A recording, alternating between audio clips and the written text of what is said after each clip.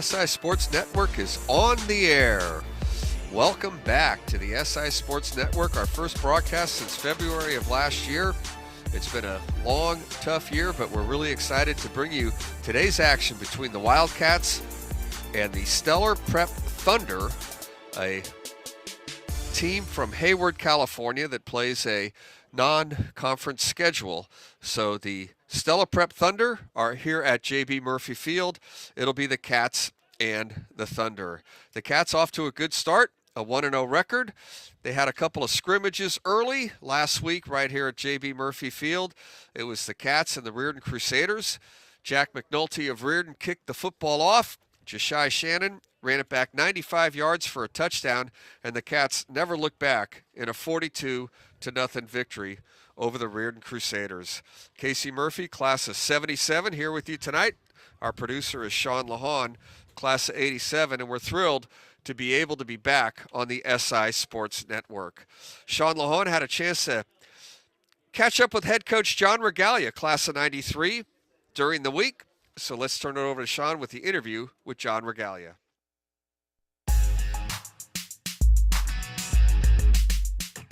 So I'm here with the Wildcats head coach, John Regalia, SI class of 1993.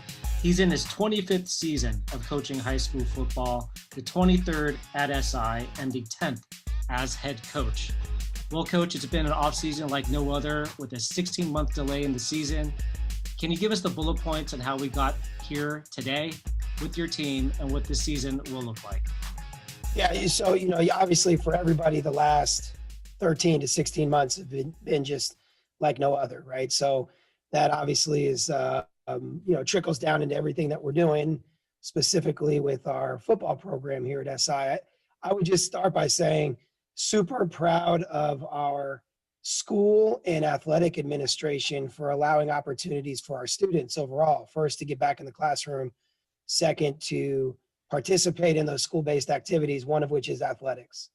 The administration has just been so supportive in finding ways to keep these kids active and engaged over these the last 13 to 16 months. And that's, we're doing it the right way, within protocols and all the rest. So, in terms of football, we've been able to put together as best we can a creative plan to train and to keep our players and kids connected, which has been really the most important thing, is the connection.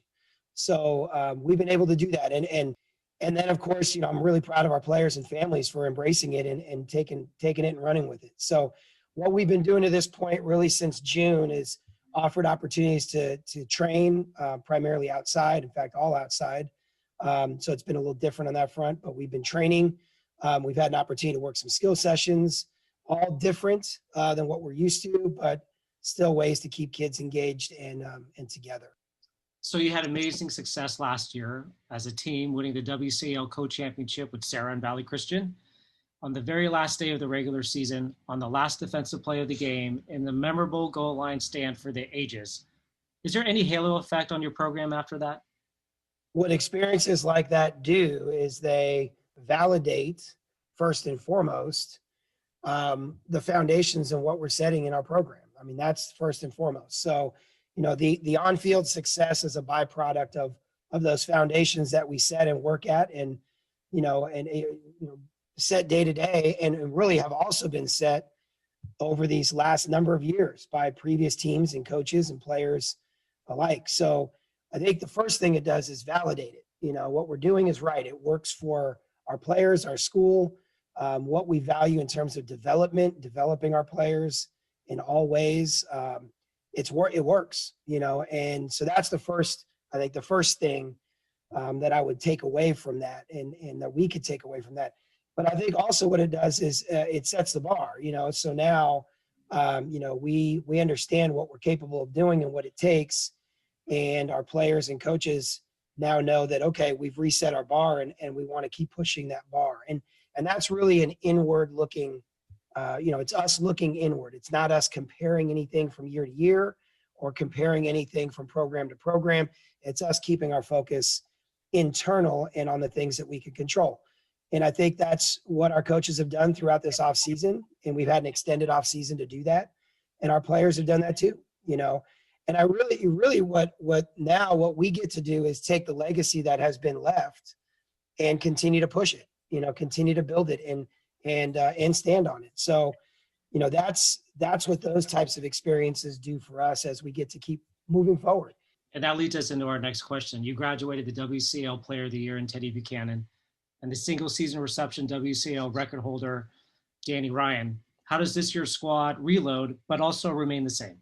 Yeah, and I think, you know, we can't replace people. You know, people are you know, Teddy Buchanan and Danny Ryan, they're their own young men, and they're going to continue to grow and develop. And we're going to, you know, we're super excited about watching that as they move on into the college level and beyond, like we are with all of our seniors every year.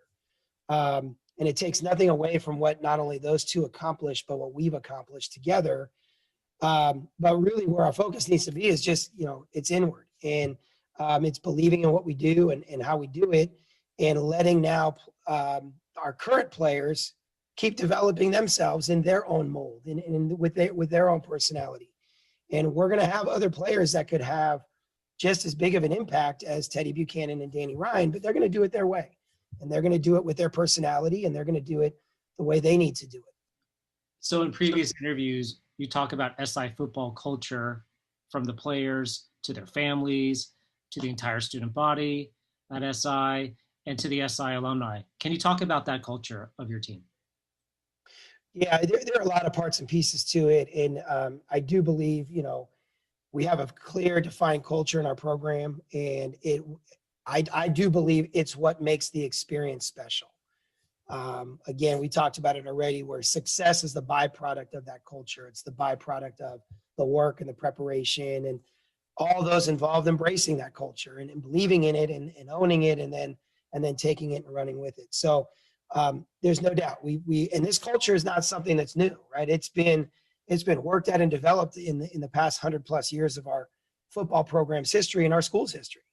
You know, we have we have our pillars and our core values that we really stand firm on and allow us to stand on when we face adversity, from our idea of commitment through sacrifice and building relationships and that brotherhood that we've defined, or understanding what it means to live above our line and be disciplined decision makers. And then that concept of being relentless and having that competitive mindset that really could carry itself into a lot of different areas in our lives. So there are a lot of parts and pieces to our culture, many of which have already been developed for us, and then some that we continue to develop and then evolve over time.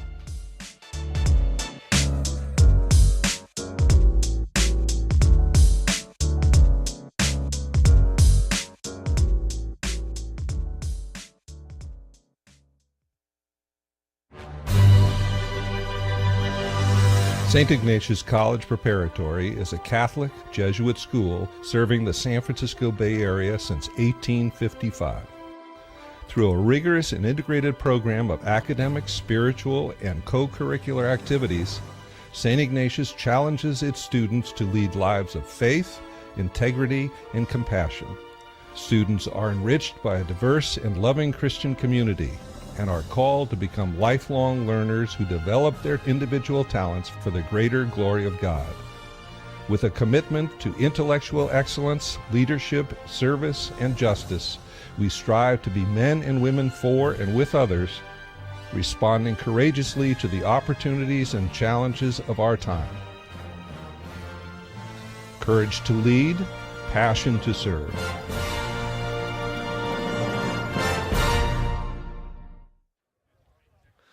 We're back here at J.B. Murphy Field, awaiting the start of today's varsity football action between the Wildcats and the Thunder of Stellar Prep. Stellar Prep is a small school, a varsity-only program, a small roster size in Hayward, California. The quarterback is very good, some good receivers, a pretty good defense. They're active, so we'll see what happens today out here at J.B. Murphy Field. We're going to have our national anthem momentarily, and then we'll have the kickoff of today's game.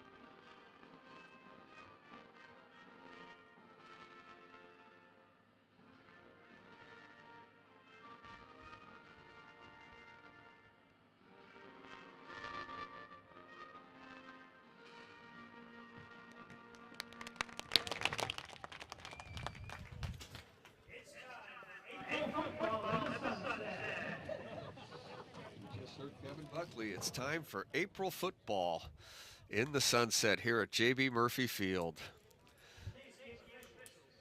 Obviously a little odd to have football in April, but the Cats will play a schedule this year. They had a couple of scrimmages, defeated Reardon last week, 42-0.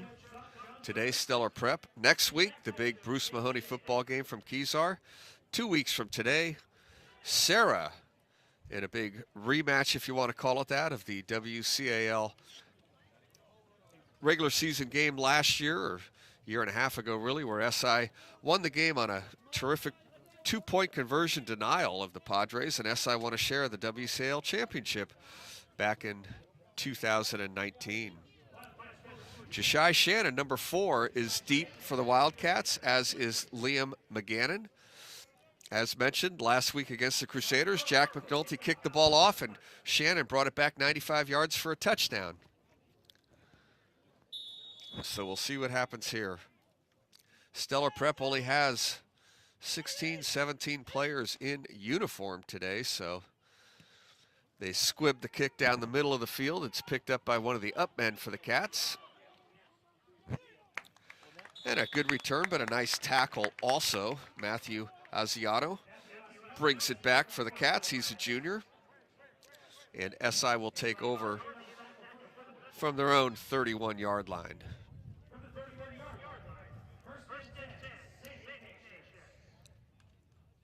The Cats have been playing 3 quarterbacks so far this year. All are expected to get some action today.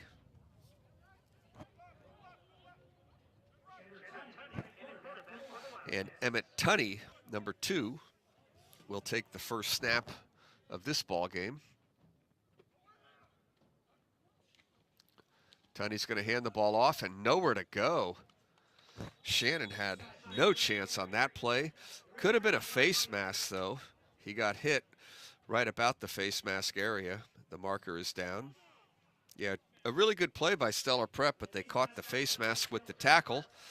So it's going to be a 15-yard penalty and a first down for the Cats.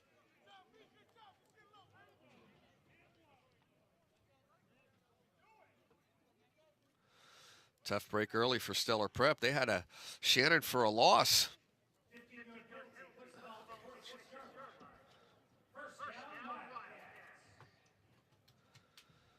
So Cheddar Tunney, the quarterback.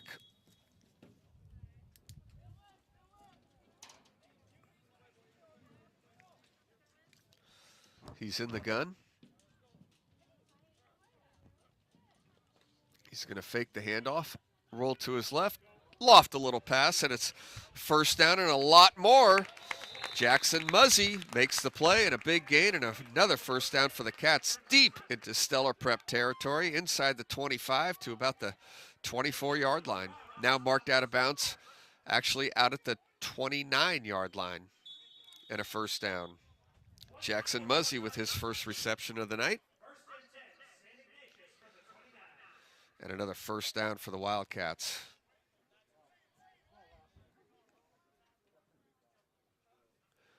It's kind of almost eerie that it's so quiet here. Of course, the last season, and since we've been on the SI Sports Network, the action here at J.B. Murphy Field, always a lot of fans, always a lot of fun, always a lot of noise. Here's a little screen pass completed. Running for a nice gain is Davis D'Souza, still working down to the 20-yard line. Davis D'Souza almost gets the first down. Going to be about a yard short.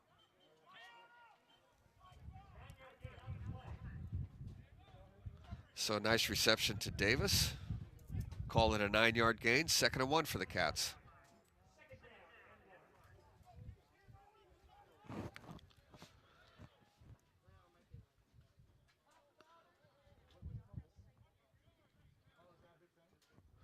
From the gun, it's going to be Shannon. Shannon's going to be tackled behind the line of scrimmage, so the running game has not gotten started yet for the Cats. 2 runs so far. One of the runs was a loss, but a penalty negated the play, but this one's going to be a loss of a couple. So it's going to bring up third down. 3rd and 4, call it for the Cats.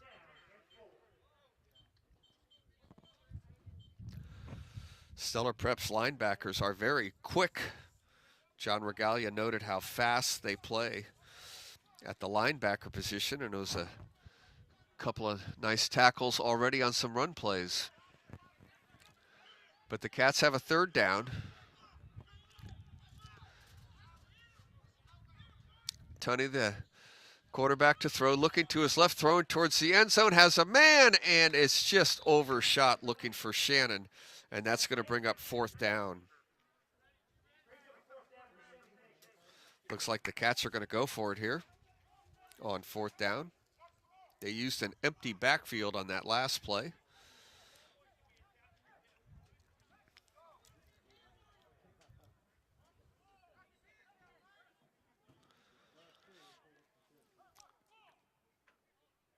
Let's see what John Regalia has dialed up here on 4th down.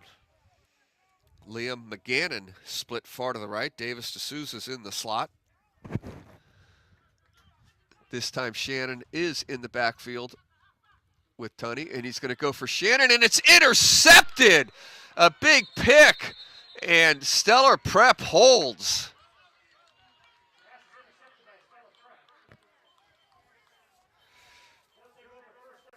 So a big play by the Stellar Prep defense. The number that intercepted the pass, I don't happen to see him on my roster for Stellar Prep, but it was a terrific play. The linebacker picks it off, and Stellar Prep holds, will take over the ball on their own 27-yard line. So SI had a couple of big plays, but other than that, Stellar Prep's defense holds, and the Thunder take over 1st down.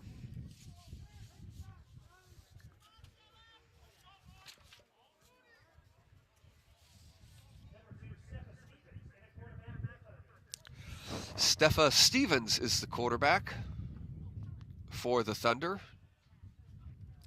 Stevens is going to throw quickly, throws a dart out, a completed pass, and a nice gain up to about the 30-yard line.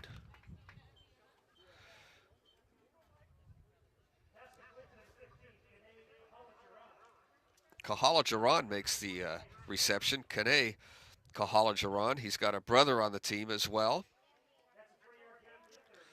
Kame and Kane. So Kane with the reception that time picks up 3 yards. It'll be 2nd and 7.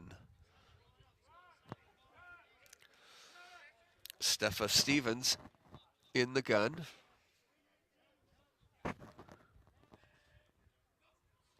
Stevens to throw, this time to the right side. It's also a completed pass. Some nifty moves, and it looks like a 1st down. Kame Kahalajaran. So the Kahalajarans have 1 catch each, and it will be a 1st down for the Thunder.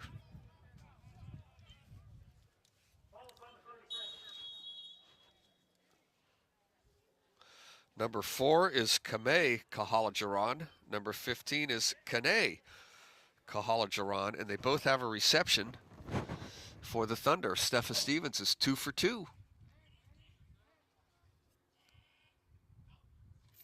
Stevens going to hand the ball off this time, and not much going on as Seta Natane, the terrific linebacker for the Cats, was there quickly to close that run down. No gain. It'll be 2nd and 10. And now we have a timeout. It looks like the Thunder are going to use their first timeout.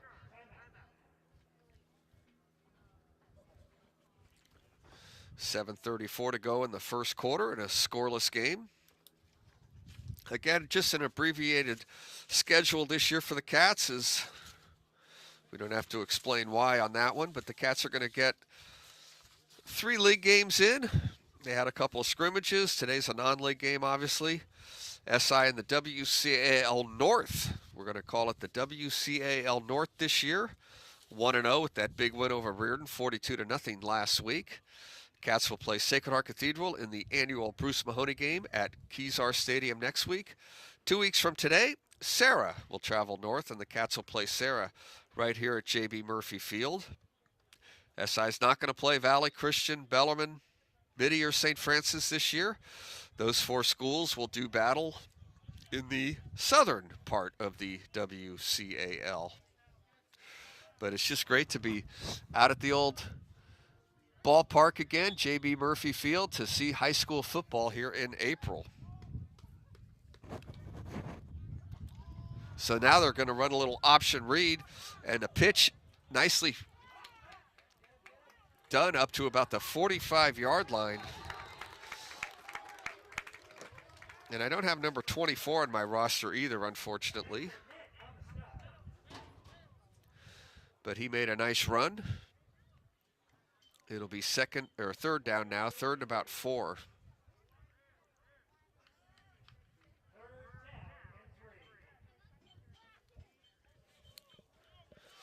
I'm going to ask Kevin Buckley, is number 24 Coleman? Okay, Kevin's not sure. If Kevin's not sure, then, boy, if Kevin's not sure, then no one could be certain. That's for.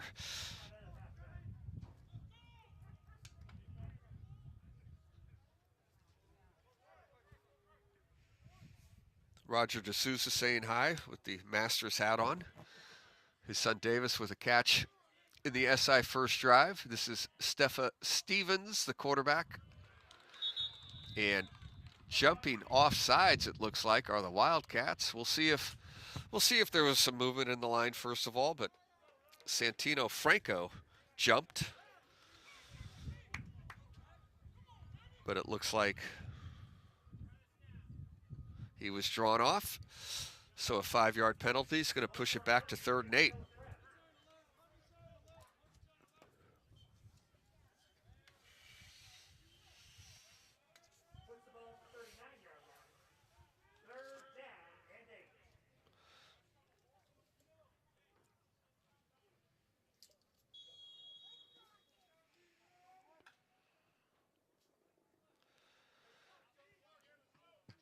Stepha Stevens, the quarterback.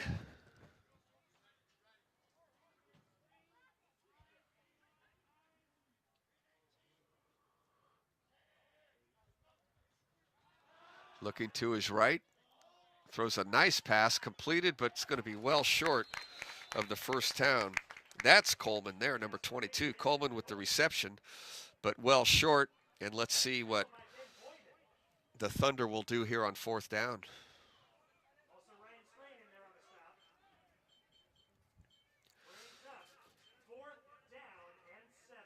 So on 4th and 7, it looks like the punter is in the ball game. Shannon is deep for the Wildcats.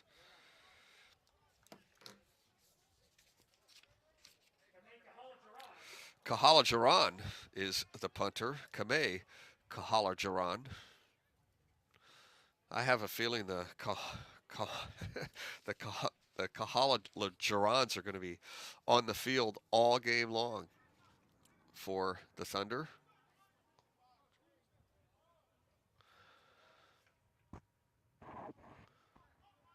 The kick is away. Oh, it's a good kick, too. Way over the head of Shannon. That ball has a chance of being killed inside the 10-yard line. It would be killed at the 5-yard line. That's a fantastic punt by Kame Kahalajaran. And SI will take over inside their own 10-yard line, right around the 5. Terrific kick. 4:54 to go in the first quarter. No score. Not a lot of energy at the field yet. A little quiet. Obviously, the student section not here.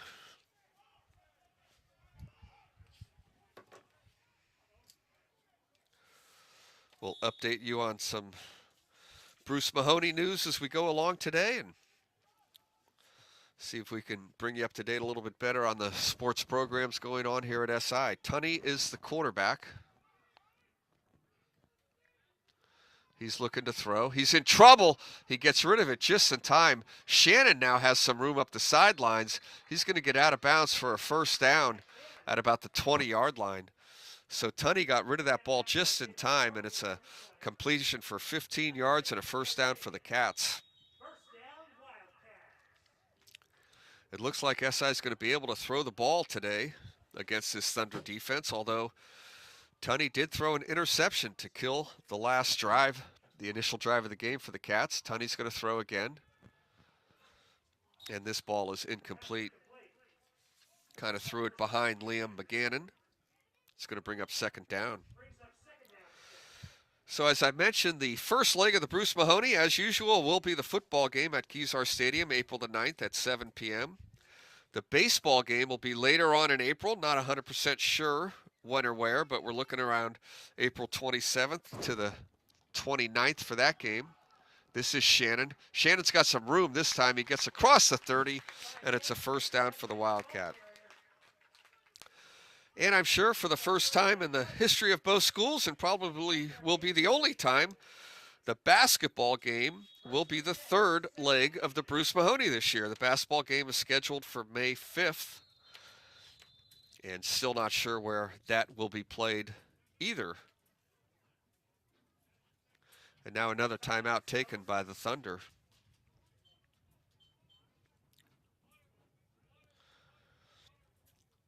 It's funny, usually I'd tell everybody to get your tickets and go to those events, but unfortunately that's just not the way in the world right now.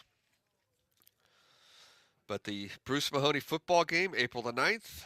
Baseball will be somewhere around April 27th or 29th.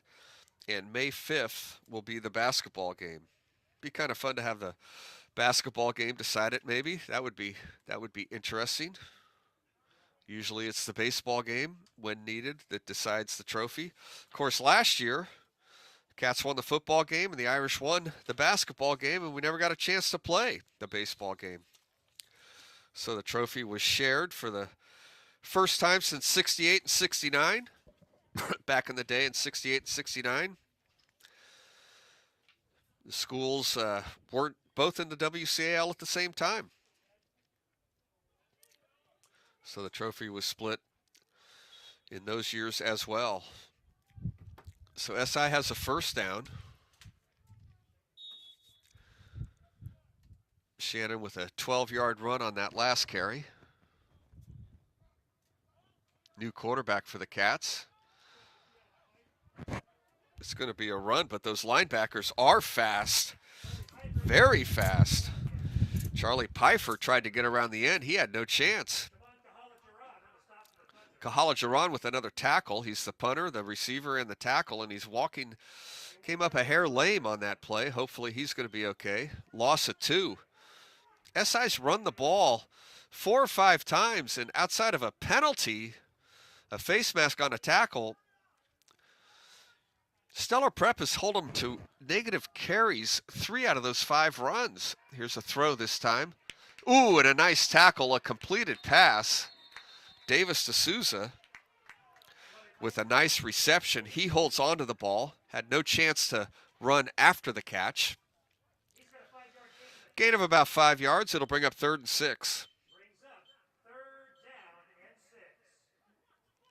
Nice play by Davis D'Souza. He got hit right as he caught that ball.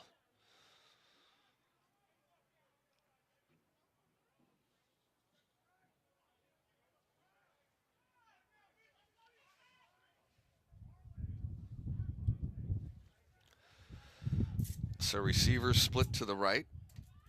Ben Boynton is the man closest to us, split to the right. Tunney back in now to throw, and he's got a first down completion and out of bounds and a big gain for the Cats. Liam McGannon with the reception and the run after the catch brings it all the way up to the 47-yard line, and it's a first down for the Wildcats.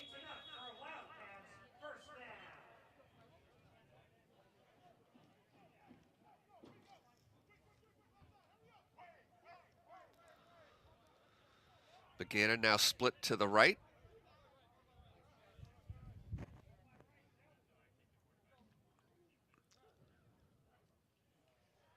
Tunney to throw. Ooh, in trouble. Now he gets away from a blitzing. They had a middle screen set up. Nothing was there. Tunney's going to run and get out of bounds at about the 48 or 49. Really back at the 47, so no gain for the Cats on that play.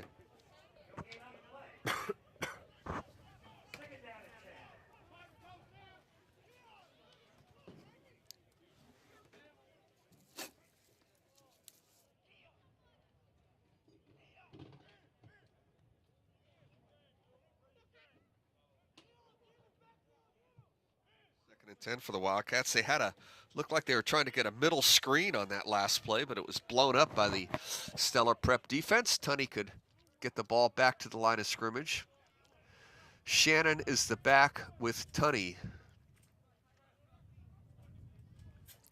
It's going to be Shannon. He reverses his field. Now he's got room. Terrific run by Jashai Shannon. He took really not a lot there and turned it into a nice gain and another first down for the Wildcats, all the way down to the 36-yard line. 17-yard run that time by Shannon.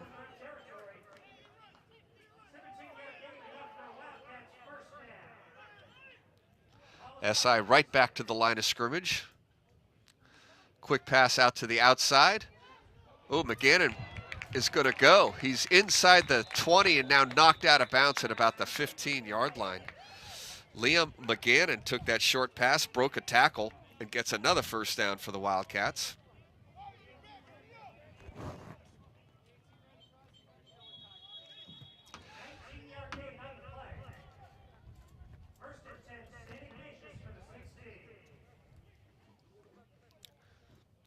SI throwing the ball nicely, short passes, runs after the catch. McGannon with a first down run on that one.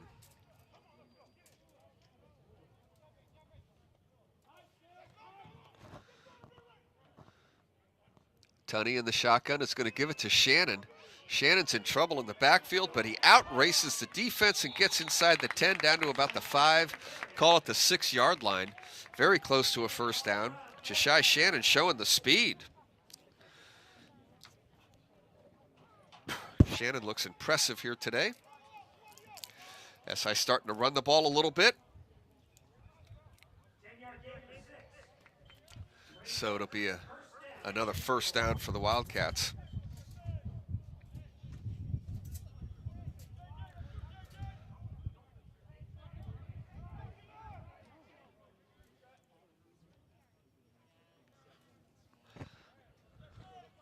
Tunney's going to run it right up the middle. He's got some room to the end zone. Is he in? He's just short.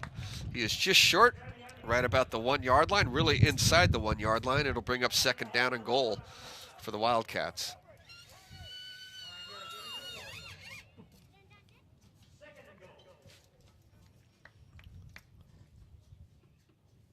Inside a minute in the first quarter. We're scoreless, but SI knocking on the door.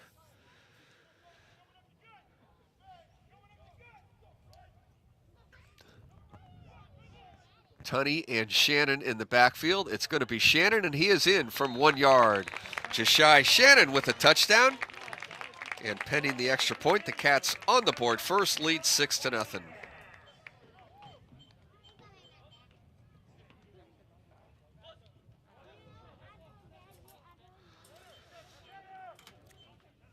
Jashai Shannon scored the first touchdown of the game last week against Reardon, and albeit a little bit more spectacular fashion, returning the opening kickoff for a touchdown. But he brings it in from 1 yard here. 41 seconds to go in the quarter.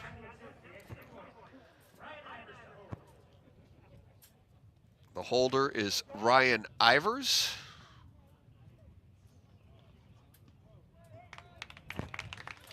And the kick from John Grassi is no good, a little wide, and so the Cats lead 6-0.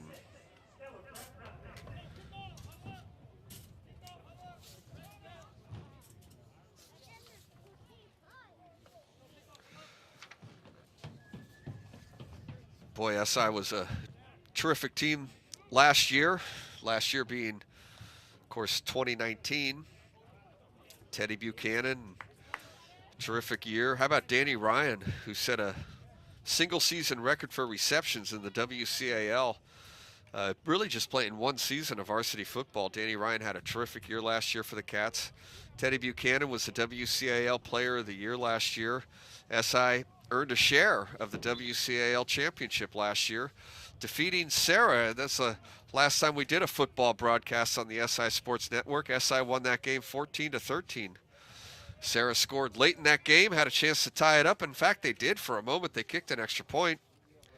SI was called for roughing the kicker, ironically, on the play.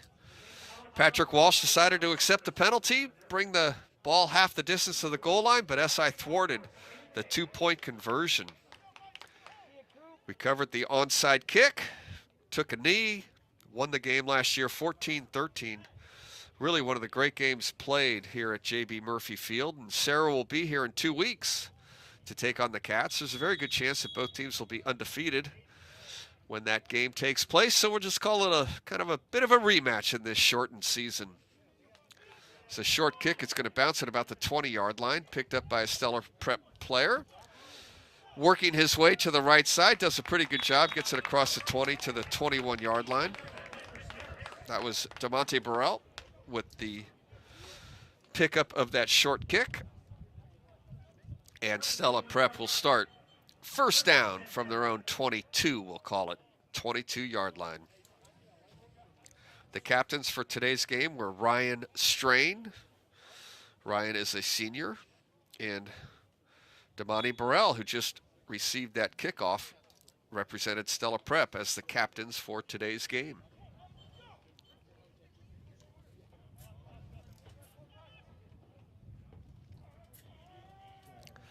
So Steffa Stevens is the quarterback. He showed a pretty good arm in the first drive, and Stella Prep's going to use their third timeout. They're out of timeouts here in the first half.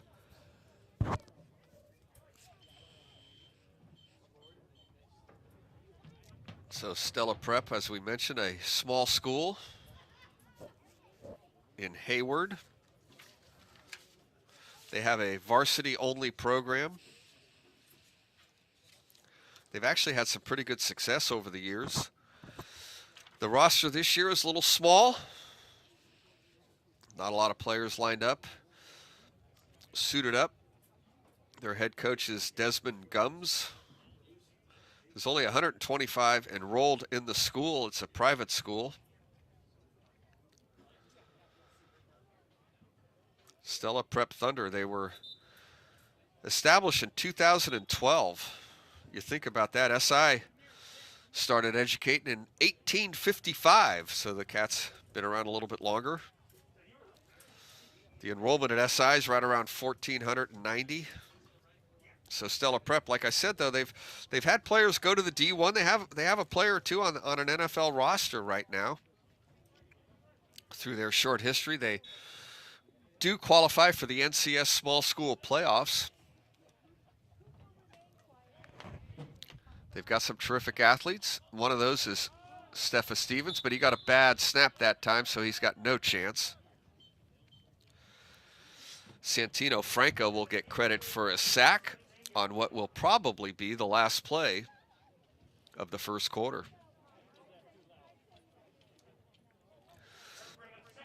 And with Stella Prep into a huddle, that will be the last play of the first quarter. Deshaun Shannon with the only points of the game. He has a touchdown run from 1 yard. SI missed the extra point. We've played one quarter here at J.B. Murphy Field.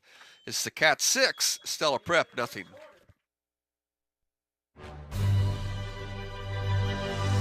St. Ignatius College Preparatory is a Catholic Jesuit school serving the San Francisco Bay Area since 1855. Through a rigorous and integrated program of academic, spiritual, and co-curricular activities, St. Ignatius challenges its students to lead lives of faith, integrity, and compassion. Students are enriched by a diverse and loving Christian community and are called to become lifelong learners who develop their individual talents for the greater glory of God.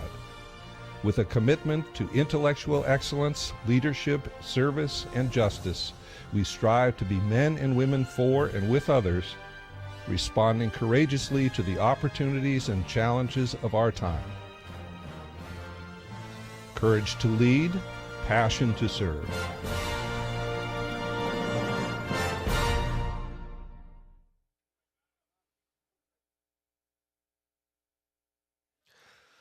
We're back here at J.B. Murphy Field. Stella Prep is going to take the field to start the second quarter. Here they're facing a 2nd and 15 from their own 17-yard line. Cats lead 6-0. Josiah Shannon with a 1-yard touchdown run. Extra point missed. SI has thrown an interception in the game. Stella Prep looks pretty good on defense. They're quick, play the run well. Haven't really been able to move the ball on offense. That completed pass is going to go nowhere. Steffa Stevens completes the pass, but no chance to run after the catch for Burrell, and that's going to bring up 3rd down.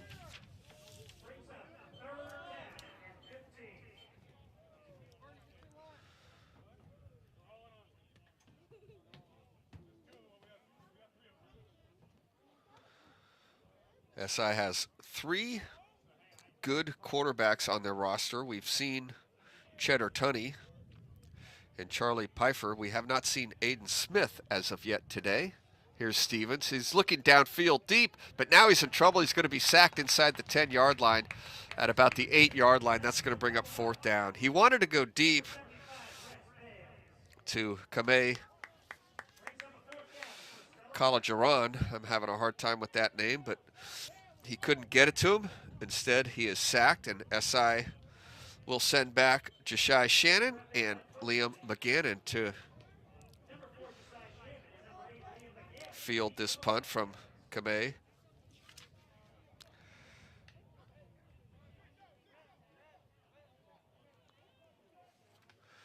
Kahalajaran had a terrific punt his last time. In fact, down the Cats at the 5-yard line.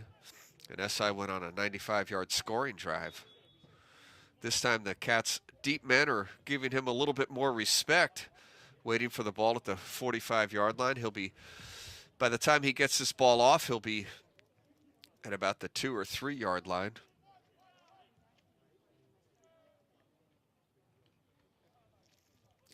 He has to elude a rusher.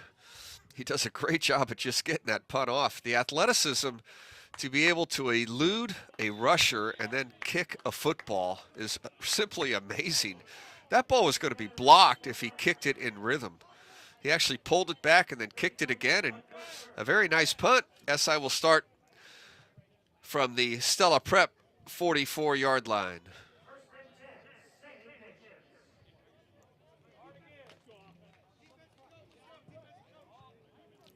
Shannon will be the running back, and it looks like Aiden Smith will get out there as the quarterback for the Wildcats.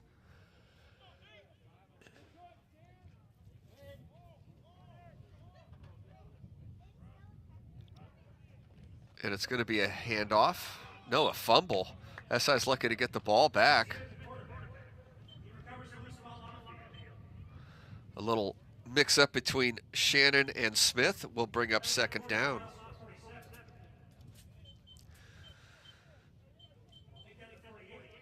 Loss of 4, we'll call it. Kevin Buckley said it's a loss of 3, so we'll make it a loss of 3. 2nd and 13.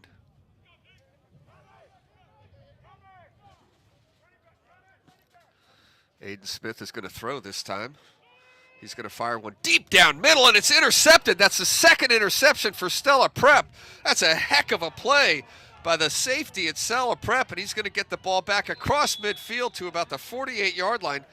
That's his 2nd interception, and I just don't have his name on the roster. Wow. That was a terrific interception. Boy, Stella Prep doesn't have a lot of players on their sidelines, but they got some athletes in the secondary and the linebacker core, especially, making it difficult for the SI offense.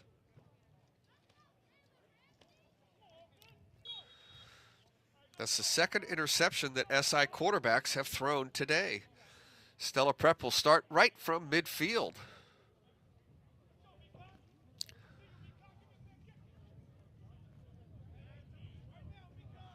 Steffa Stevens is the quarterback.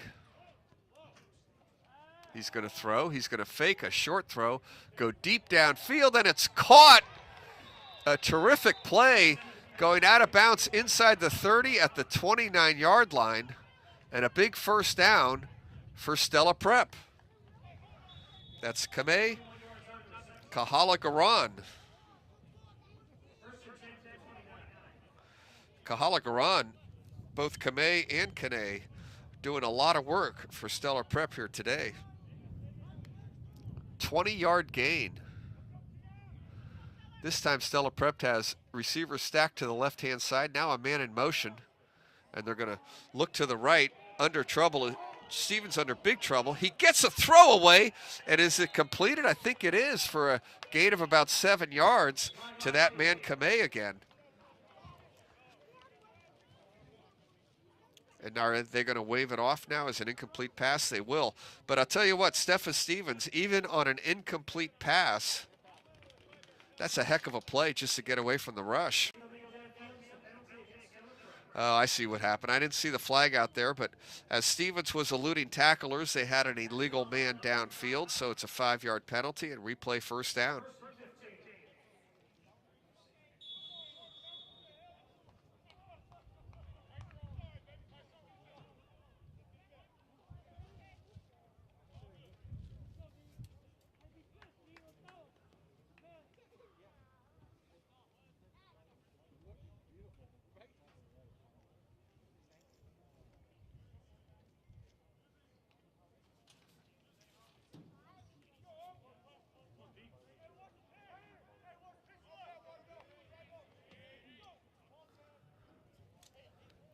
So Stevens is not the quarterback on this play. They're going to run a little option.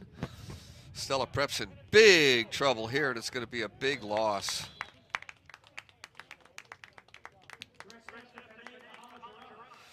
Kane Kahalajaran was given the ball that time, and he had no chance from the very beginning. It's going to be a big loss, going to bring up second down and about 30.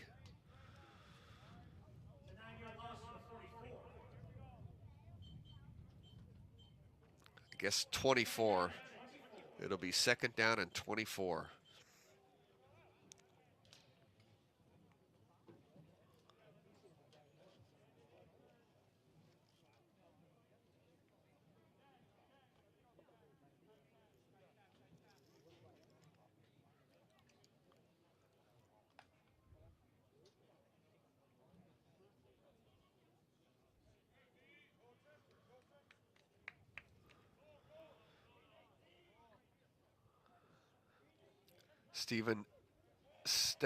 Stevens is the quarterback on this one, and he's going to throw. He's in trouble right away as well. He does a nice job eluding pressure, throws deep down the field towards the sideline, and incomplete.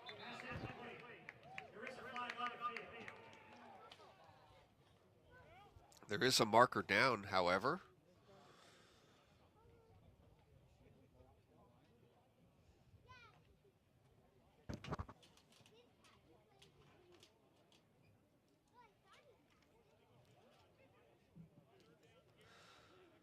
It looks like it'll be against Stella Prep. The penalty will be refused.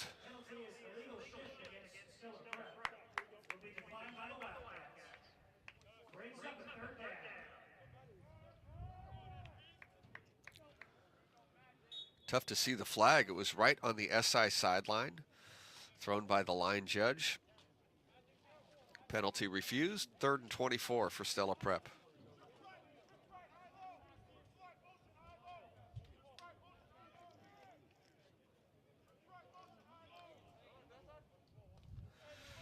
The center for Stella Prep, Drake Duncan.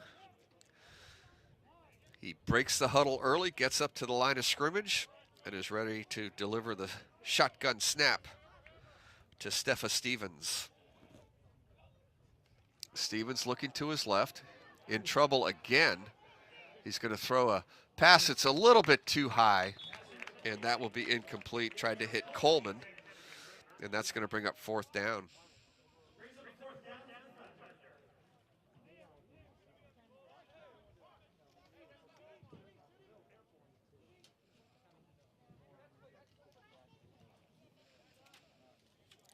Kahalajaran will be the punter, number 4.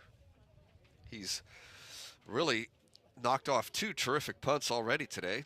One pinned the Cats at the 5-yard line, and the other one he avoided a would-be punt blocker and got off a nice punt. Shannon and McGannon are deep for the Cats.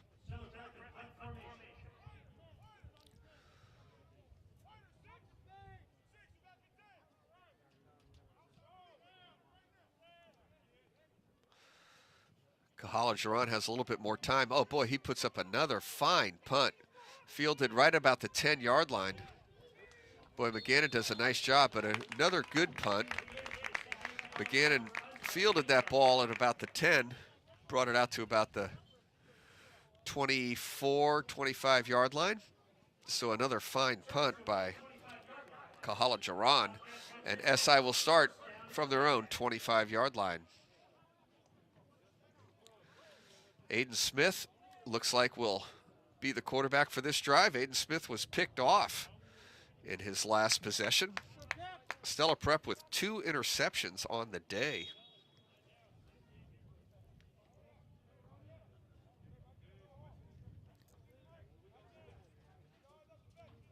Looks like Shannon is taking a break for the moment. Going to be a handoff to the outside. Ronan Green with a run for a couple. It's going to bring up second down and about 7. Let's give Ronan Green 3 yards on that carry.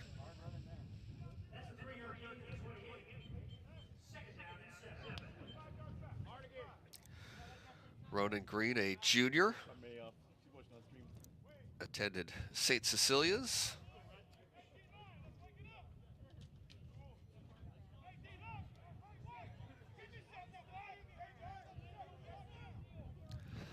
Aiden Smith in the gun. He's looking to throw this time. He's going to go deep. Downfield. Marker down. Liam McGannon incomplete, but it looks like we're going to get pass interference on Stella Prep. Davon Harvey was in coverage. That's not a spot foul. It should just be a 15-yard penalty. It'll be a first down for the Wildcats.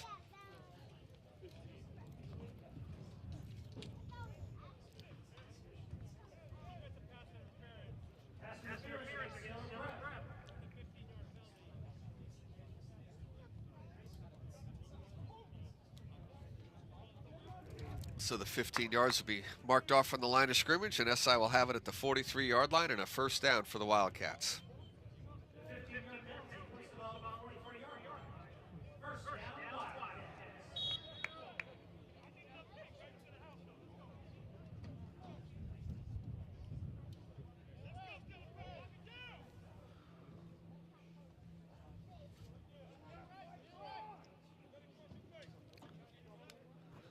Smith, the QB. That's Oliver Stewart, the tight end, in motion. Oh, almost another interception. Aiden Smith was in trouble right away. That ball is incomplete. You know, you see that man go in motion. Oliver Stewart, the tight end. SI has had so many terrific tight ends the last 10, 12 years. Even longer than that playing here. John Regalia sure knows how to use that tight end. Boy, Jackson, who was the tight end? Travis McDowell. Man, what a relationship they had. One of the great two-point conversions in SI history. Jackson, Travis McDowell. Smith looking. He's going to throw deep, and it's going to be completed. Nice catch by Davis D'Souza for a first down. And he's going to get out of bounds at the 35-yard line.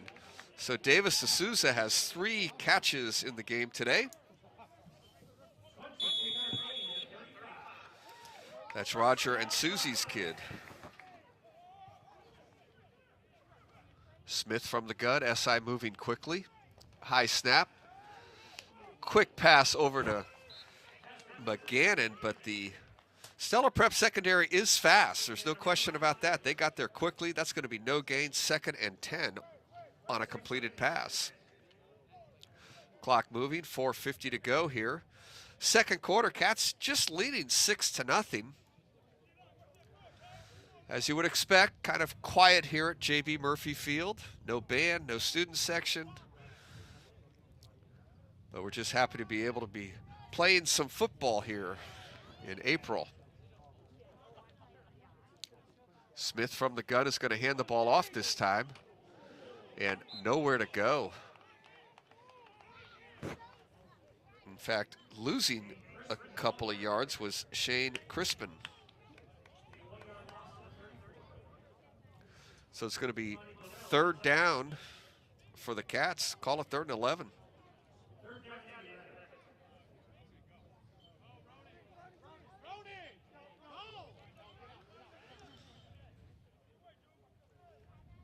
So Smith from the gun, looks like he's going to throw for the 1st down here. Looking to his right, blitzing come, gets rid of it, and a completed pass and a 1st down inside the 25 to about the 23. Ryan Ivers, who holds on the extra points with the nice catch.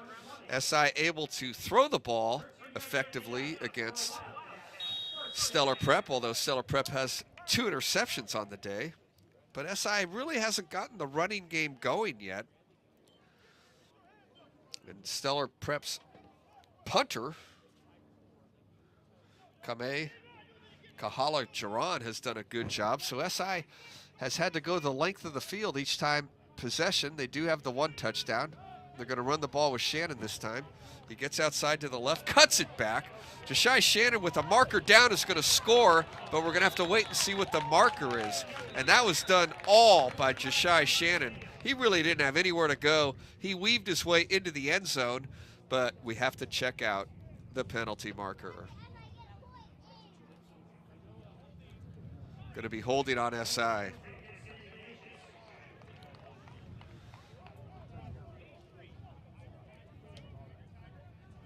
Wendell Tyler, great 49er running back in the 80s, used to call that a traffic ticket. I remember reading an article.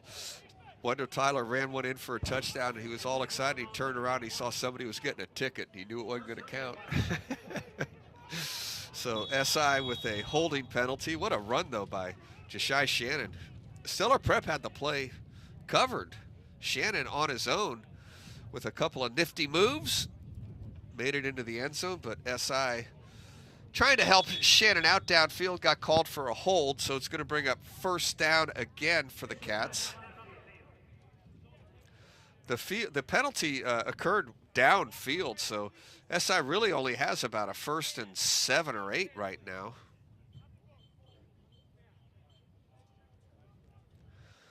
The penalty occurring as Shannon was finally making his final break towards the end zone, so positive run for Shannon, and the penalty kind of awkward, brings it back to the 22, so it's actually going to be 1st and 7, we'll call it, for the Cats. And now a marker down. Looks like Stella Prep jumped.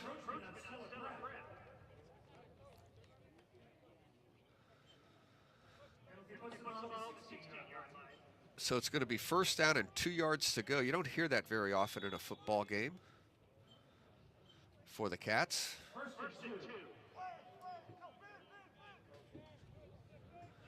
You hear a 1st and goal from the 2, but not often 1st and 2 from the 16. Aiden Smith looking, throwing it short, just a little low. Pass is incomplete. Heck of a try by Sam Cooper, one of the tight ends for the Cats. Cooper could not bring in that low throw. It'll be 2nd down for the Cats.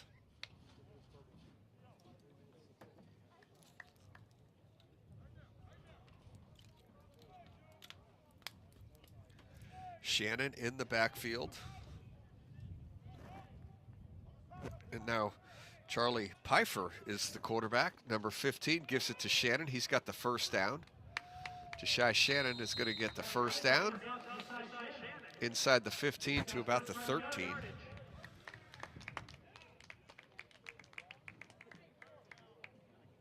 I say he's getting the 1st down, but let's just be sure.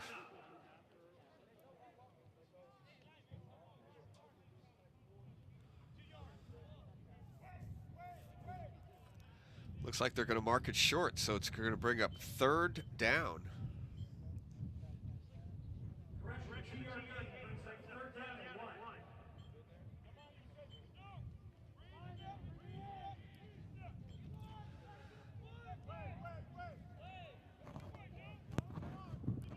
So Pfeiffer's the quarterback. He gives it to Shannon, and this time Shannon gets the 1st down inside the 10 to about the 9-yard line. 1st down for the Wildcats.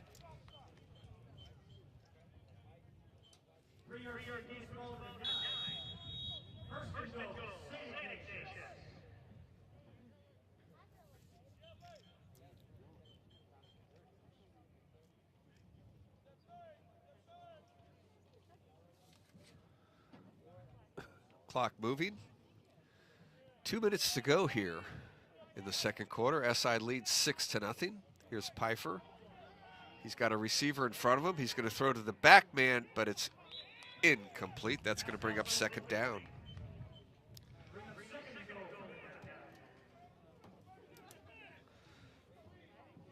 How about Tom Shea, the new alumni director here at St. Ignatius with the Wildcat Alumni Network. I don't know if you're getting those videos that they send every couple of weeks, but man, what a terrific job. Those videos are awesome, Sean. Every one of them. I really enjoy when my email pops in a nice little video. Always fun to watch. I was in one of them the other day, by the way. Back from 1977. I don't know how I got into that, but here's Jashai Shannon. He's only going to get a couple of yards. So again, Stellar Prep tough against the run. Stellar Prep's defense is pretty good. They haven't really made any mistakes in the game. SI has the only 2 turnovers, a couple of interceptions, and Stellar Prep has done a very nice job with their punt team. And although they haven't been able to move the ball offensively against the Cats, have forced SI to go a long way. SI does have a 95-yard touchdown drive. And this drive started at about the 20-yard line as well. 1:15 to go in the first half. Aiden Smith, you really got to pay attention with SI quarterbacking. Aiden Smith has trouble with the snap, and he's in trouble right away. He's rolling to his right, and he just kind of throws it away, almost intercepted. Incomplete pass, going to bring up fourth down.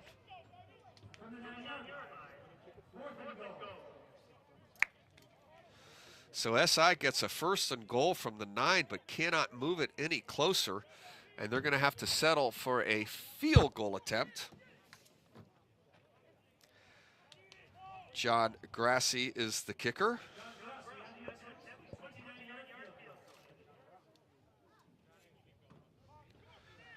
Let's see if he can channel his inner Andrew Ferrero. The best kicker punter SI's had in recent memory. There's no doubt about that. Snaps a little high. The kick is on its way. And it's good. So John Grassi boots it through. And SI leads 9-0.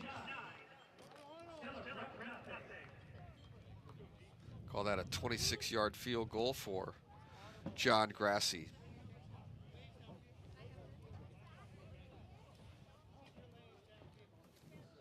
With 57 seconds to go here before halftime. Join us for halftime. We have some videos that we want to show, an admissions video, an SI football, some information on softball and admissions glow to entertain us at halftime. The halftimes in high school football games go about 15 minutes. Usually it's a 12-minute halftime and then a 3-minute warm-up. So we'll share those videos with you at halftime.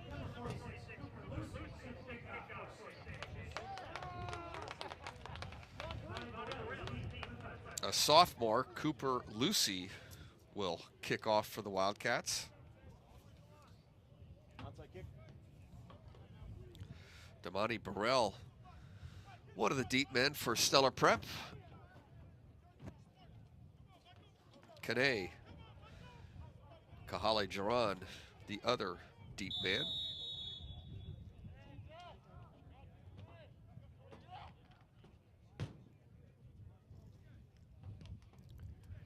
Kick coming short to about the 25-yard line. And the run back goes to about the 32. So really a good job by Stellar Prep just to field that kick, get the ball back into some decent field position, but they only have 50 seconds to go. Haven't been able to move the ball much here in the first half. Stepha Stevens, their quarterback, showing a good arm, has completed a couple of passes, mostly short. He's been in trouble almost right away after each snap. The SI defensive line putting some good pressure on him.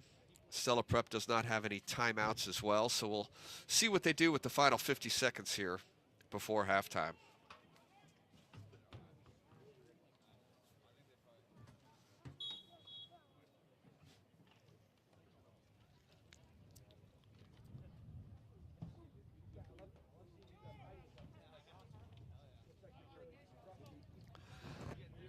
Drake Duncan will snap it. Steffa Stevens in the shotgun.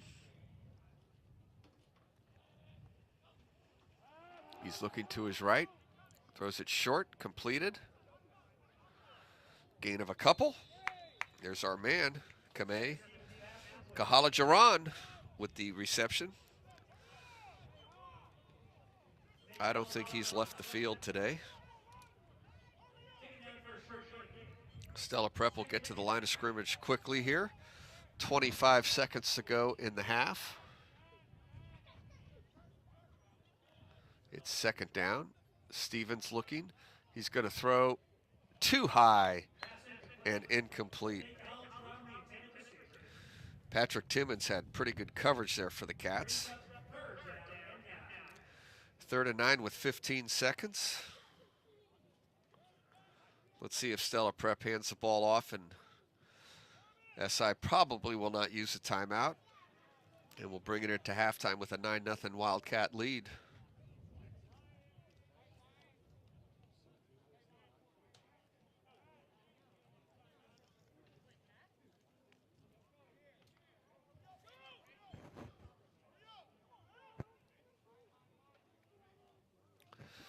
And it looks like they're just going to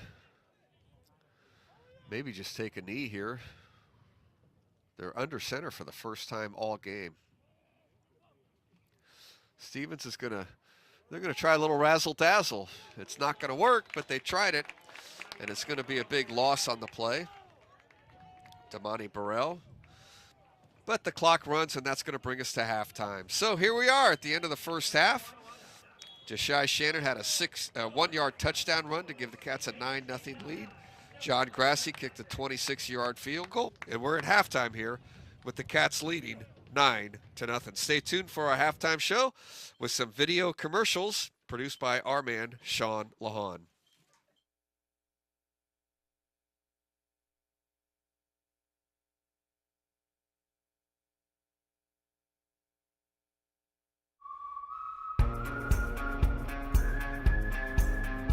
Do you know SI? Do you know SI? Do you know SI? Do you know SI? I chose SI because it's a high school community that everybody's excited to be in. SI is the kind of place you don't have to choose between being an athlete and an actor. Kids that do arts, kids that do sports can really be friends. We're all so different, and we celebrate that. Everyone together, no matter who you are, is so enriching to be with people that have the same love for your school as you do. The stuff that you learn here isn't just math and science, it's how to be a better person. I think a lot of Jesuit values have helped me, even though I'm not a Catholic person. Jesuit is being with and for others. Helping each other discover our common humanity, pushing each other to be our best selves. That's why SI is so great, is because we use that Jesuit mindset. Jesuit is being open to growth. High school is definitely trial and error. Being able to try new things or experience new things. You have many opportunities to become a new person and really express yourself. Jesuit is being intellectual. The things you're learning in the classroom, you're fully encouraged to take out into the world and to apply to your personal experience. Jesuit is being religious. Our motto is finding God in all things. It's about finding a way to be connected to God that's unique to you. Jesuit is being loving. It all starts with finding yourself and loving yourself. No one's left behind. Everyone has a place.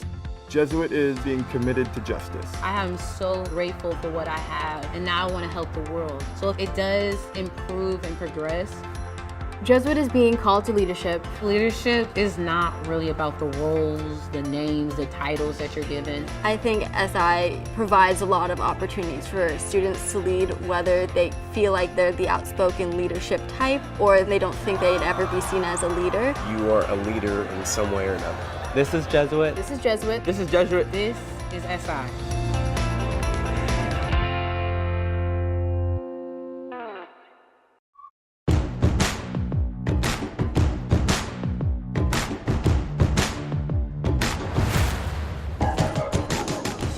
Why should students choose St. Ignatius football? Because of the experience. We have over 100 years of championship tradition here at St. Ignatius in our football program. We've had Olympic athletes, we've had players that have come through our program that have continued their athletic and educational careers as collegiate level and professional level athletes in all sports, especially football. And we take a lot of pride in our work, ultimately pushing to accomplishing our goals, one of which is on-field success. I chose SI, just based off of how well they combined academics and athletics. For me, it was the pinnacle of sports in the Bay Area. And what makes the SI football program special is, it's not on the field or in the film room. To me, it's in the locker room. It's just the coolest group of guys that you'll ever meet. Last year was my first year ever playing, and I'd never really felt a sense of community like that before. And now I have almost 50 friends for life from last year and from this year too. Chose SI to further my academics and to play for the best football school in San Francisco. What makes it special is the brotherhood that we have here and how well put together the program is. Coach Rags runs the football program like a college. So for the guys who wants to play in the next level, things are becoming similar to how we run things here. To me, what makes SI football so special is the camaraderie that comes with it, along with the amount of hard work and the high level you can play football here. SI football's kind of showed me how to be a leader almost, like freshman year. Didn't really know what I was doing, so I kind of just looked around and observed everyone. But as I got older, I kept working, and I tried to be a leader in everything I do. Be the guy that people can look to when they need something. And I think a huge part of that's me playing football here at SI.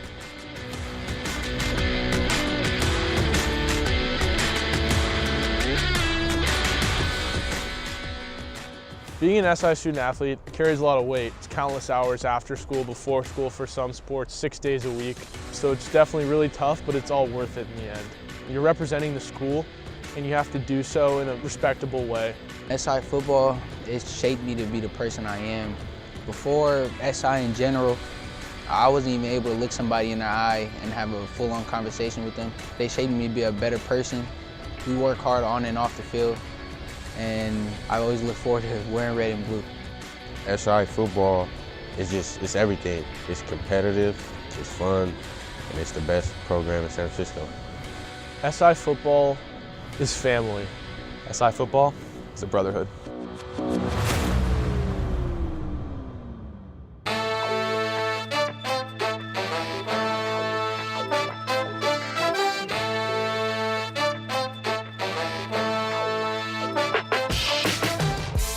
My favorite memory of SI football, it's beating Sarah on the Murph to win the WCAL championship last year.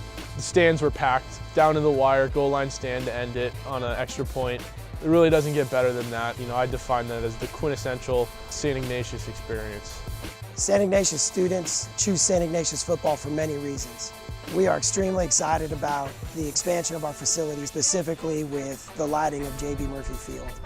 We will now host home night games on campus here, and our program and our team and our student athletes and coaches are extremely excited about that opportunity to host Friday night football here on campus. If you are a student that is looking for an academic challenge, looking for an athletic opportunity to achieve your goals, but also come together and achieve team goals at the highest level possible, then you're looking for St. Ignatius. Welcome to Wildcat Football.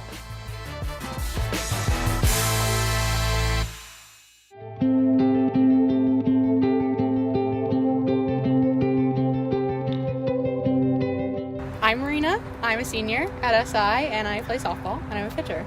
I came to SI because of the great academics. It has a great academic reputation all throughout the Bay Area, and it has a great athletics program. That mix of academics and athletics really suited me, and I felt right at home at SI. My name is Layla. I'm a senior at SI, and I play infield and catcher. Choosing SI for me, I was really looking forward to having a strong community of people that had like-minded interests as I did. So focusing on the person, and when we play games, we're playing to win as opposed to just playing just for fun. My name is Schneider. I'm a senior at SI currently, and I play outfield. I play both basketball and softball at SI, and I really like it. I just like the team aspect of playing a sport at SI. My name is Meredith Mannion, and I am a history teacher and a softball coach. I love coaching, coming out every day during the spring, and being able to leave the classroom and work with students outside the classroom. It's one of my favorite things to do because I get to see them in a completely different light. I've been playing softball most of my life, so I knew it was something I wanted to do, and I think it would be a great outlet to find a bunch of friends and get to know people who are interested in the same things I am interested in. I just really wanted to compete with my other friends who go to other schools, and I've always been looking forward to high school softball. I love every single one of my friends. Met a lot of my friends through sports. Making friends at SI gives you a better community. The competition in our league is really good. WCAL is one of the strongest leagues in the peninsula, and I'm very fortunate to be on a team that's very competitive in that league. Softball is not an easy game. There's both the skill and the mental side of the game. The skill is its own part where you can work on skills all day, take grounders, hit pop-ups, all that stuff. But then the mental side of the game, that's what counts when you get to game time. We've had a lot of success in the last few years, which has been really exciting for our program. We've also had some players go on to top colleges. The last couple of years, players have gone on to Dartmouth, and they've gone on to Cornell, and now they're playing softball there. Yes, I will be playing softball in college at a D1 school. One of the girls on SI's softball team goes there now, and she helped me a lot. We believe in something we call cura personalis, which is developing the entire student, and I also think that makes us distinct from other schools. So yes, we have a tradition of academic excellence you're going to develop as a student in the classroom, but so many people at our school also get involved in sports. But as long as you know how to figure out your academics, talk to your teachers a lot, just stay on top of your work, I think you'll succeed. Our coaches have been very beneficial throughout the whole SI career because they take into consideration what we have. If we have really stressful schedules or tests coming up, they might give us a day off. They just know that we're in a tough situation with high academics and high softball. There's a lot of pride in representing St. Ignatius, and they know when they step out on the field that they are representing our school. I love playing softball for SI. I love wearing Wildcats across my chest. It makes me very proud to be representing my school, and it's just a great experience all around.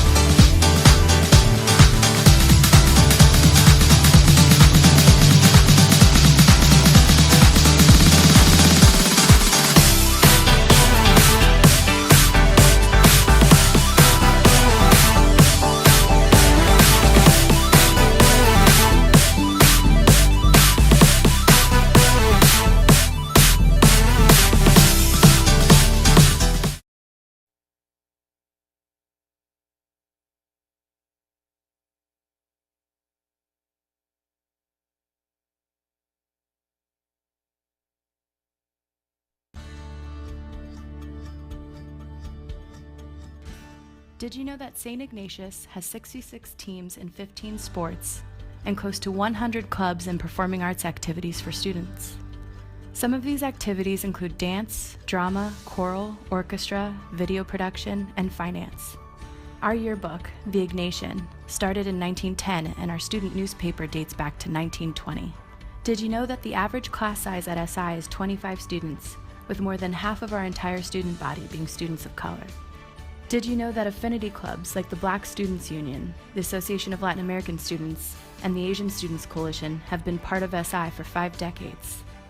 Did you know that SI has students from 7 Bay Area counties with over 100 grammar schools represented in each class?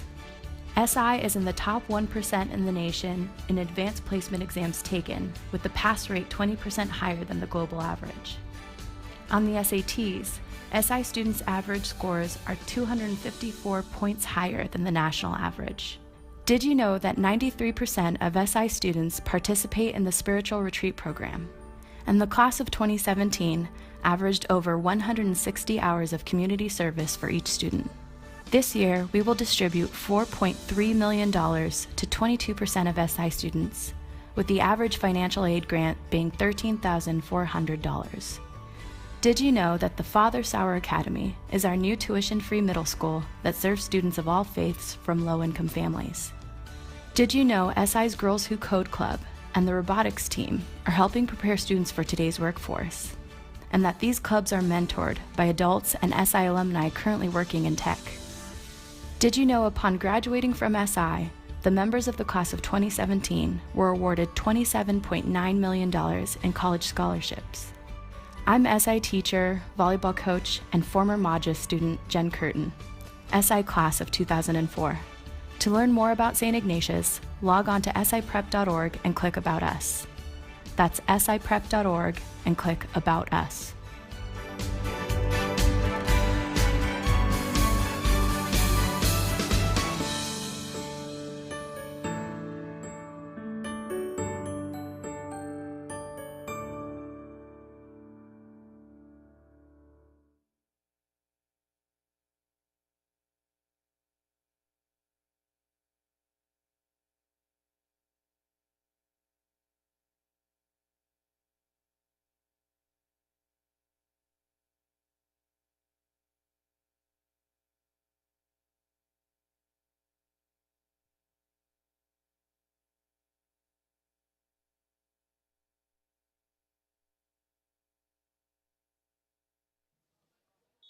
We're back here at J.B. Murphy Field. The Cats lead the Thunder 9-0 at halftime. Jashai Shannon had a 1-yard touchdown run, but SI missed the extra point. Just before halftime, John Grassi hit a 26-yard field goal, and the Cats lead over Stella Prep Thunder 9-0 here at halftime. SI received the ball to start the game, so they will kick the ball off to Stella Prep. Stella Prep hasn't really been able to move the ball. SI's defense has, for the most part, controlled them. Stella Prep's defense has done a good job with the Cats. SI does have the field goal and the touchdown, a 95-yard touchdown drive, but Renee Taylor, number 13 for Stella Prep, has 2 interceptions in the game, the only 2 turnovers in the game, and SI just with the 9 points in the first half. Also, the special teams for Stella Prep, their punt team has done a really good job. Kalea Jaron has done an excellent job as the punter today for Stella Prep. So SI's never really had great field position in the game, and they lead here 9-0 at halftime. Stella Prep is going to return this kick around the 20 to about the 25-yard line. So a lot of running that time for Davon Harvey, but really no gain on the return. And Stella Prep will start, call it their own 25-yard line. Steffa Stevens is their quarterback. He's shown a strong arm, hasn't had a lot of time to throw. Most of his completed throws have been very short passes. Stella Prep really hasn't been able to run the ball against SI as well. SI's defense has really controlled the Stella Prep offense. Coming onto the field late for the Cats, Rex Bales taking his spot on the defensive line. Steffa Stevens from the gun. He's going to throw short again, and this is going to be caught for a 5-yard gain. A very nice play by Kane. Kahalajaran makes that play. Kane with the catch, a gain of 5, 2nd and 5 for Stella Prep.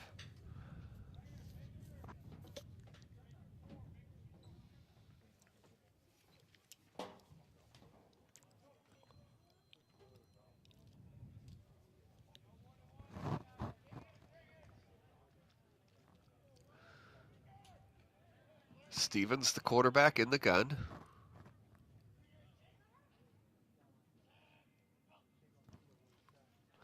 He's going to hand the ball off, and a fine run that time by the Stella Prep back, close to a first down.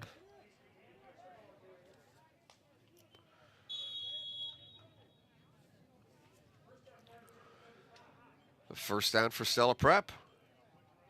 I think they got 1 first down in the first half, so their second first down of the ball game. So a nice start to this drive. They started from their own 25. They're at the 35. Oh, bad snap. It's picked up by the back, and he's going to lose 6 yards. Danielle Lombardi was in on the bad snap, and he makes the tackle. That's going to bring up 2nd and 16. Nice play by Lombardi, a senior linebacker for the Cats.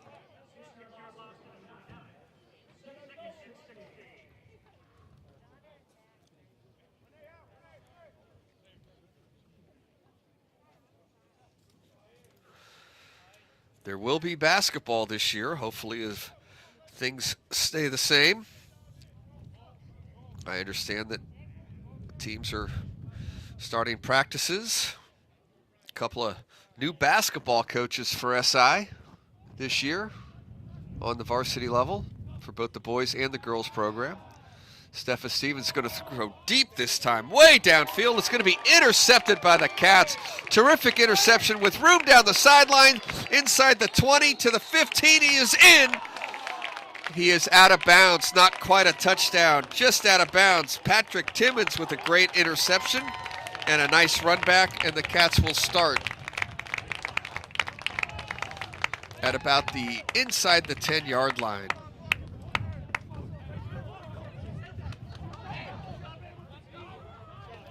Patrick Timmons with the interception, the first turnover in the game for Stella Prep. He went out of bounds right at the 10-yard line, so SI will have 1st and goal from the 10. Of course, Jason Greenfield is the new head coach for the boys. And a very familiar name to SI fans, Maya Falk, a terrific career here at SI, will take over the girls program. So we're hoping to be able to have some basketball games this year, and we hope to bring you at least one of the boys and one of the girls games on the SI Sports Network. And into the end zone, Jashai Shannon with a 10-yard touchdown run. Shannon untouched that time from 10 yards. And a good start to the second half for the Wildcats.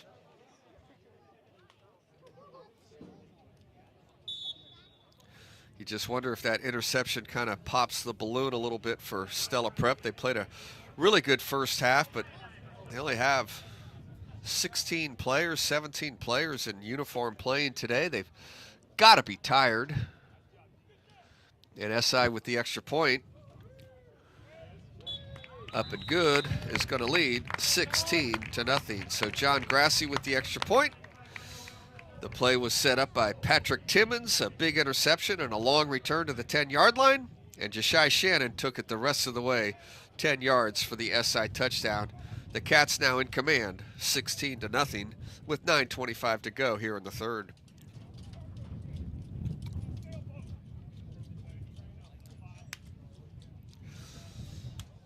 I see number 80 on the sideline for the Cats, huh? Liam Woodruff. His brother was a big-time player for the Cats back in the day. I remember a punt. I think he blocked a punt against Marin Catholic at Marin Catholic. Kind of won the game for the Cats, David Woodruff.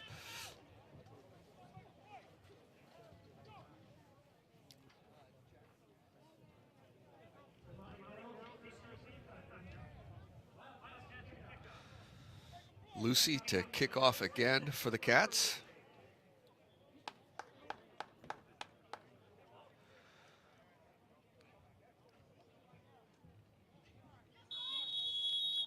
Wonder if he's a soccer player as well. The Lucys just are soccer players. And, yep. Oh, great kickoff. That's going to get to about the 3 or 2 yard line. Stella Prep's going to bring it back. Oh, tackled inside the 20 at about the 15-yard line. That's a big hit. Ben Boyden with the special teams play for SI. And Stella Prep will start inside their own 20. Do you know if there will be soccer? Or is that one sport that they're going to give that a try too? Good. The condensed seasons, trying to get everything in all at once. The sports departments of all the schools had to pivot quickly, trying to get everything going here, and under the circumstances, doing the best we can.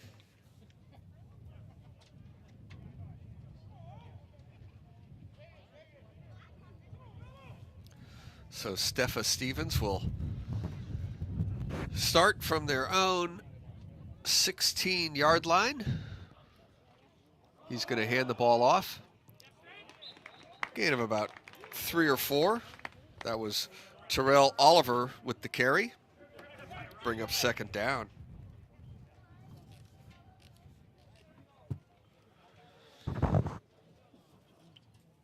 How about Haley Jones? I know Haley Jones went to Midi, but the WCAL, we broadcasted a lot of her games, Sean. When Midi came to town to play the Cats, she played varsity for 4 straight years for the Sue Phillips-led powerhouse Midi Monarchs. A huge game the other night as Stanford's women's team won a great game. We'll be playing the championship game tomorrow against University of Arizona, which is kind of cool. I don't think I'm saying anything too controversial here, but it's kind of always a little fun to see Gino Ariyama lose a game. But so all Pac-12 championship final in the women's game. Haley Jones leading Stanford with 24 points the other day, and they'll play Arizona for the championship tomorrow. Who's that? Oh, there you go. Okay.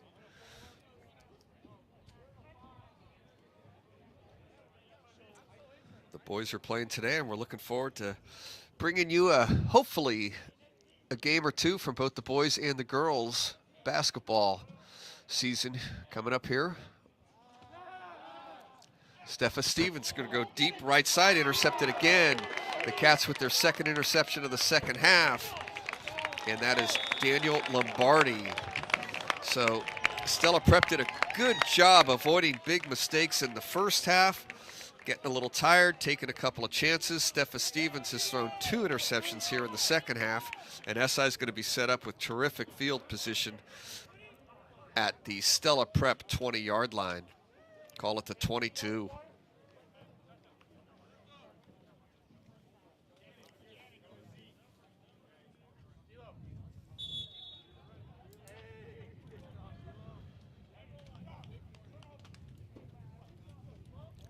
Daniel Lombardi with the big interception. And the Cats take over. It looks like Cheddar Tunney is going to be the quarterback for this series. Shannon is back there with him. He's going to throw, looking to his right. Throwing, completed pass, short gain, and a nice tackle. Liam McGannon with the reception.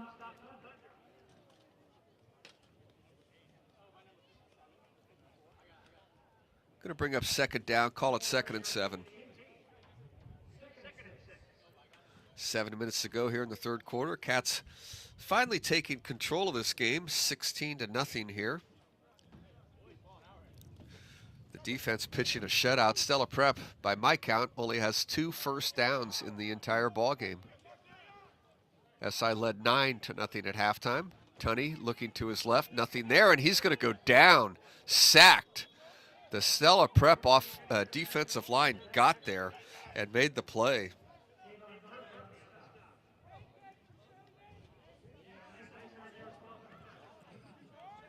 It's going to bring up third down. John Regalia not happy. It looked like Stella Prep may have jumped the gun a little bit on that one, but not detected by the line judges on the field. So the sack goes, and the Cats face a long third down here.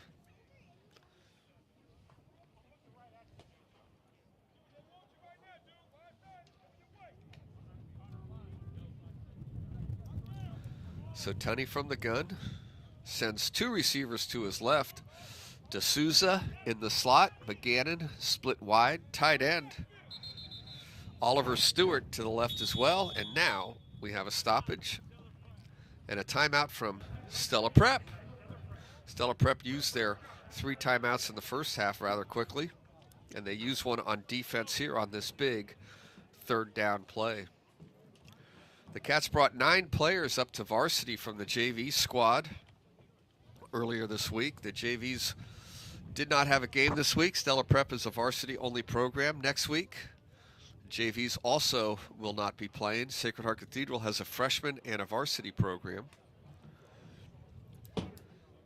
And those players that were brought up will be able, my understanding, will be able to go back to the JVs and play the final game of the year against Sarah in 2 weeks. Of course, Sarah has programs on all levels, as do the Cats.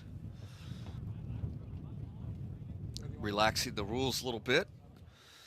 When you join varsity, you're not able to go back to the JV program, at least for that season, but under the circumstances this year, give the kids a chance, come up to varsity, put the pads on, be able to go back and play the JVs in 2 weeks against the Padres. So same lineup, McGannon, D'Souza, Oliver Stewart to the left. Looking to the right, though, is Tunney. He throws. It's a completed pass to Woodruff, wearing the same number as his brother, and he's very close to a first down, and I believe he has a first down at the 10-yard line.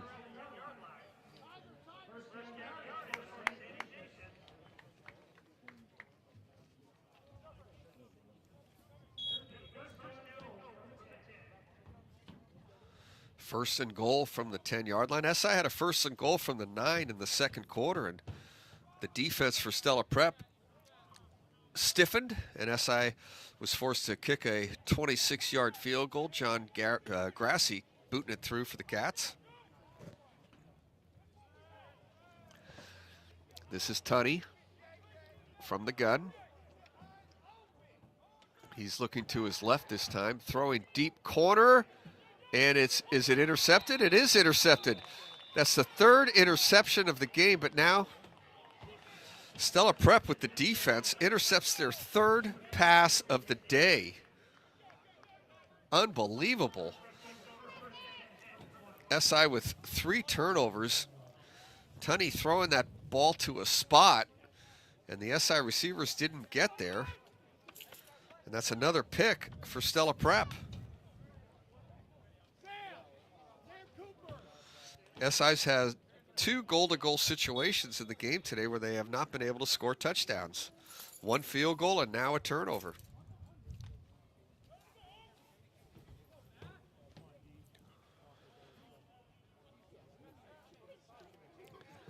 Quite honestly, you can't throw 3 interceptions against a team like Sarah and expect to win. So John Regalia probably not real happy with his offense today, even though the Cats do lead 16-0 here. Stepha Stevens to throw. He's going to go with a short pass, too high and incomplete.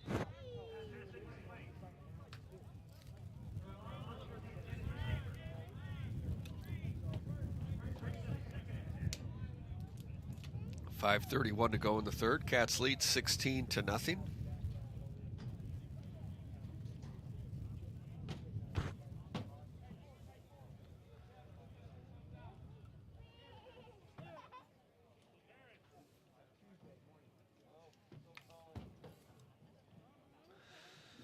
Drake Duncan, first man out of the huddle every time for Stella Prep.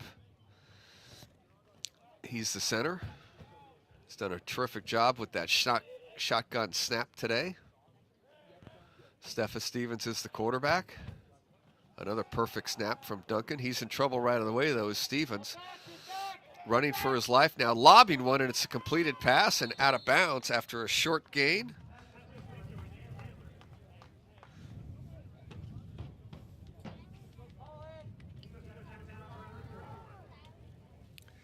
He goes out of bounds right about the 31. Call it 11 yards and a first down.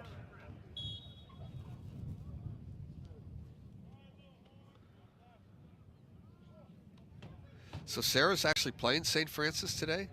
Sarah leads 35-7 over St. Francis. Of course, San Mateo County and Santa Clara County, I guess that's fine, county to county. Sarah does have an advantage this year in the WCAL. They can play both north and south. But Sarah with a 35-7 lead over St. Francis, that's very impressive. So 2 weeks is going to be a heck of a game. There's no doubt about it. Nowhere to go that time, a loss of a couple. Going to bring up second down. We'll bring you that game on the SI Sports Network. That game won't start till 3 o'clock in the afternoon. And it's going to be the culmination of a very short season. But we'll talk a lot about last year. I say last year, it was in 2019. We'll talk a lot about that game when we come on the air for the Sarah game in 2 weeks. Really one of the great games played at JV Murphy Field when SI beat the Padres 14-13 last year.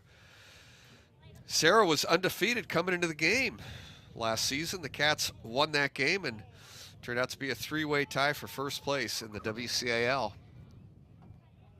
The Cats, the Padres, and Valley Christian.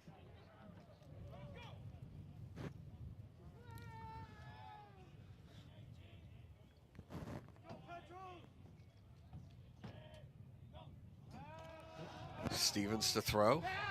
Deep downfield, has a man wide open out in front at the 40, the 30. The biggest play of the day for Stella Prep. The SI defense fell asleep for a moment as the punter, the defensive back, the wide receiver, Kamei Kahalagaran, makes a big reception for Stella Prep, and by far their biggest play of the game, all the way down to the 21-22 yard line. I think that one shocked the SI secondary a little bit. Kahela Garan is going to go off the field. I'm willing to bet that's his first break of the entire game. He just made a 50-yard reception.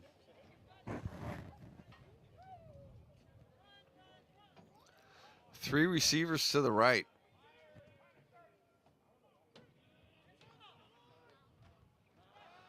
Stevens throws a little short pass. The SI defense is there. It'll be a no gain. DeMonte Burrell on that screen. Going to bring up 2nd and 10.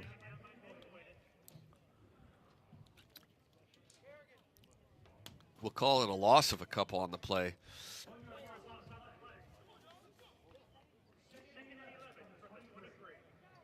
We'll call it 2nd and 11.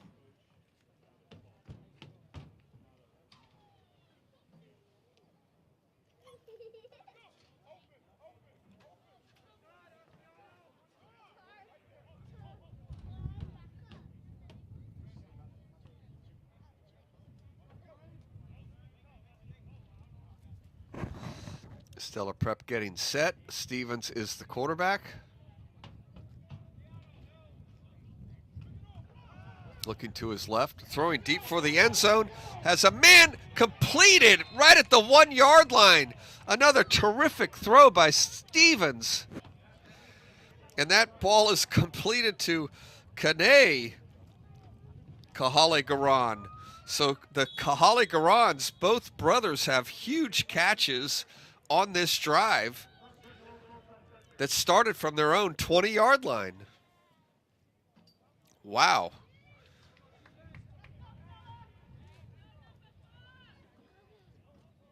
First and goal from the 2. Let's see if Stella Prep can punch this ball in.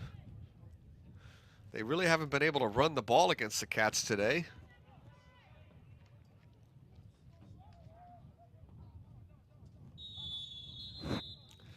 Now they're not sure what to call, so I believe a timeout is being called.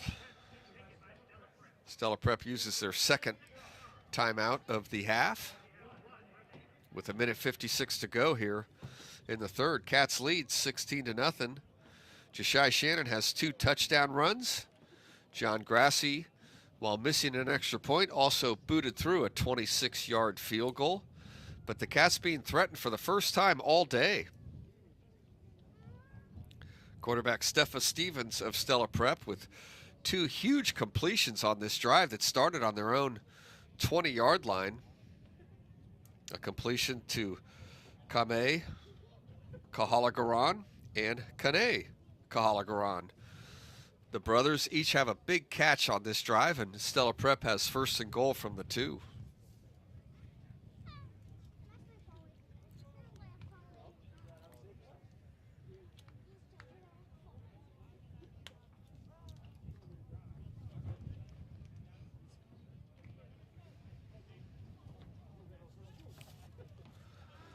So let's see what head coach Desmond Gums draws up on this play. Stella Prep 0-1 on the season, lost to Half Moon Bay last week. Of course, the Cats with the big 42-0 victory over Reardon are 1-0 on the season.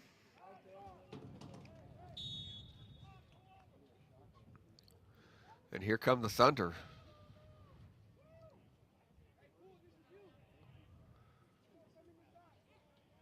Stevens from the gun.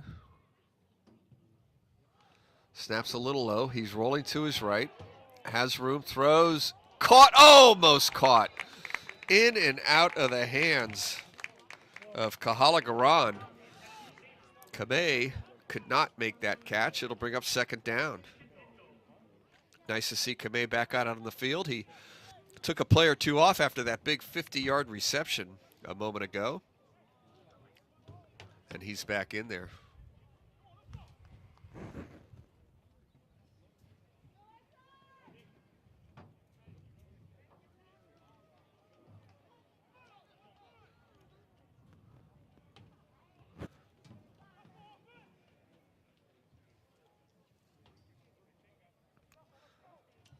Stella Prep taking a long time in the huddle on this one.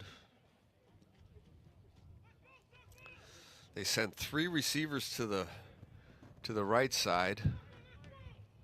Even though it's second and goal from the 2, they set up in a passing formation.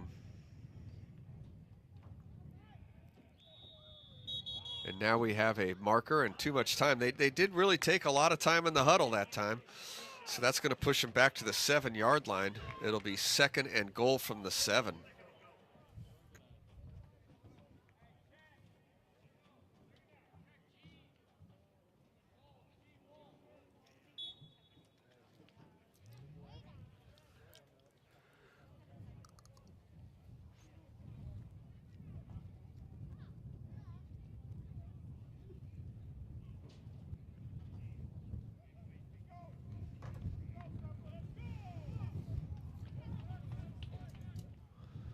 Same formation as a moment ago, 3 receivers to the right.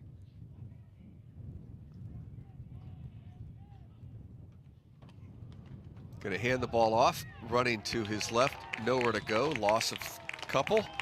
Going to bring up third down outside the 10-yard line.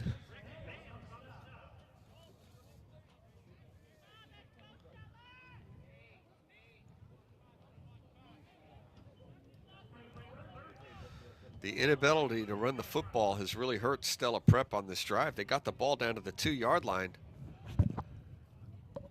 But a delay of game, an incomplete pass, and a loss on a run now has it third and goal from the 10. Got to figure they're going to take 2 shots at it here. Clock winding down to 1 minute to go here in the third quarter. 3 receivers to the right.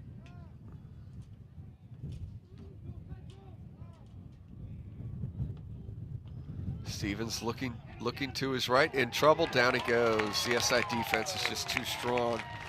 Sack back to the 25-yard line. That's going to bring up a 4th and goal from about the 23-yard line. Stevens is limping a little bit as he goes over to the sidelines to get the play here on 4th down, and we may see a timeout, or the clock may just run out before we have to make another snap here. Desmond Gums is talking to his quarterback, and I'm not exactly sure when they started the play clock, but we're down to 14 seconds, so I believe the clock will run out. Stella Prep will not have to snap the football, and we will open up the 4th quarter with a 4th and 23 for Stella Prep. We've played 3. It's the Cats 16, the Thunder nothing.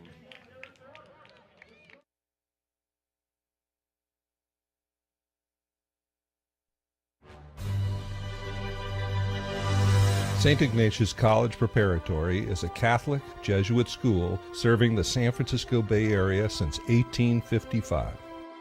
Through a rigorous and integrated program of academic, spiritual, and co-curricular activities, St. Ignatius challenges its students to lead lives of faith, integrity, and compassion.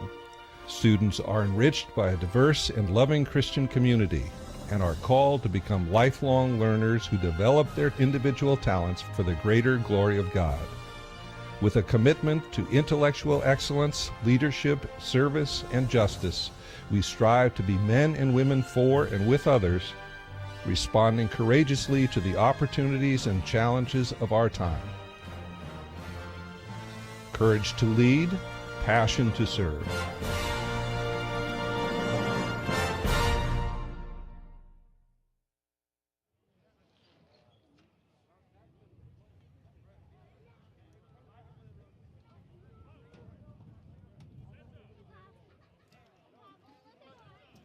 We're back here at J.B. Murphy Field. The Cats with a 16-0 lead. Jashai Shannon has a couple of touchdown runs. John Grassi has a 26-yard field goal. Stella Prep had the ball down at the 2-yard line a moment ago, but a incomplete pass, a loss, a penalty, a sack. They are now faced 4th and 23, and they are going to go for it.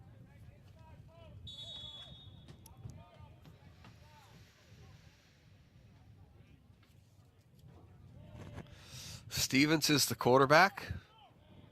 2 receivers to each side. Snaps a little low. Stevens has got it. He's under some pressure. He's just going to heave it towards the end zone. It's going to come up short of the end zone. It's going to be intercepted by the Wildcats. And the Cats will take over.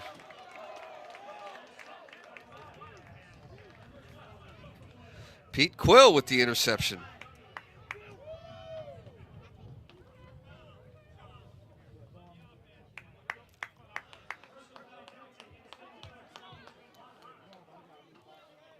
Stella Prep had a penalty on the play, but the Cats will decline that and take over the ball.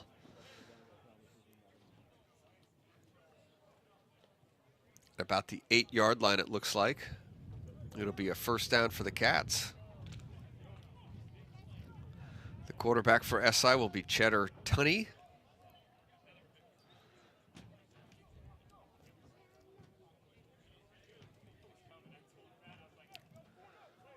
So let's see if SI can put together another long touchdown drive.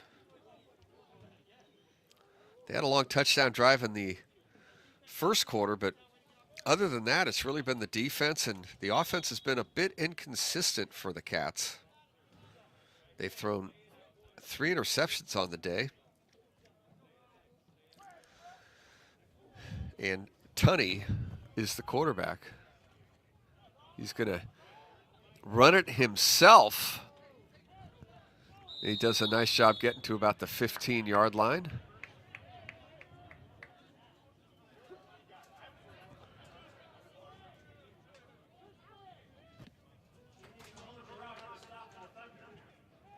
Clock moving with a 11:35 to go here in the 4th quarter.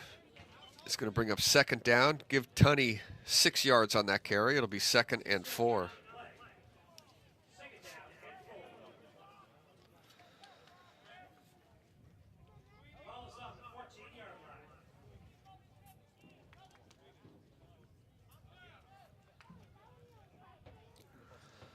McGannon to the near side. D'Souza's in the slot.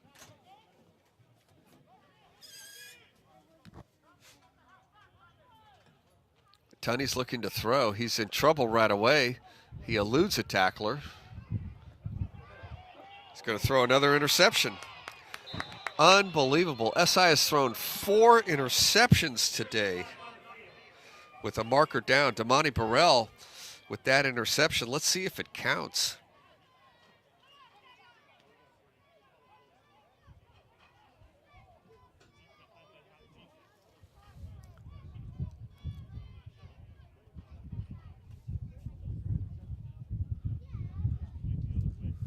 I usually have a feel for what the penalties are. I just don't have any idea what happened on this one.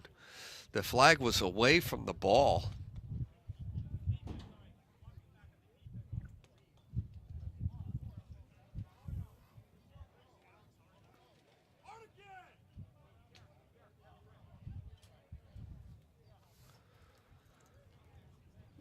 The officials are talking it over. The flag was on the left side of the field. The ball was thrown to the right side of the field. If it holds, it'll be the 4th interception of the day for Stella Prep.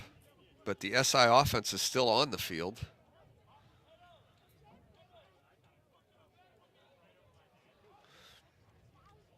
The officials are taking their time with this one.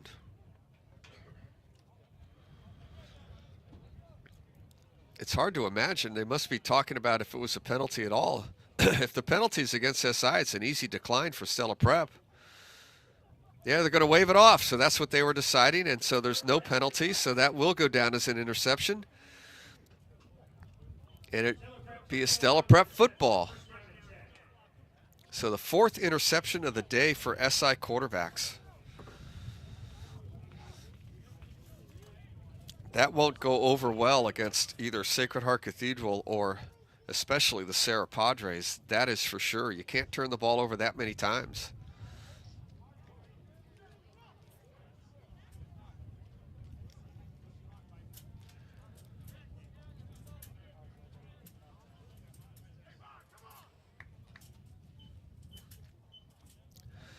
So the ball is at the 28-yard line on the SI 28-yard line. Stella Prep will take over. They got it as far as the 2-yard line, but were unable to score on their best drive of the day. Here's a handoff and running room finally. The Stella Prep running back gets close to a 1st down.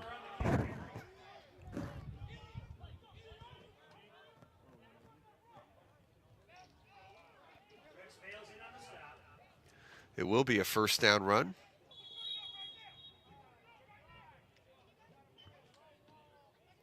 So it's a 1st down for Stella Prep. First down run for the Thunder. Ball is on the 15. Their first real big run of the game. That was a 12-yard run and a 1st down. Another handoff. Back gets free towards the goal line. Is he in? He's just short. Out of bounds inside the 5. Stella Prep with 2 explosive runs in a row.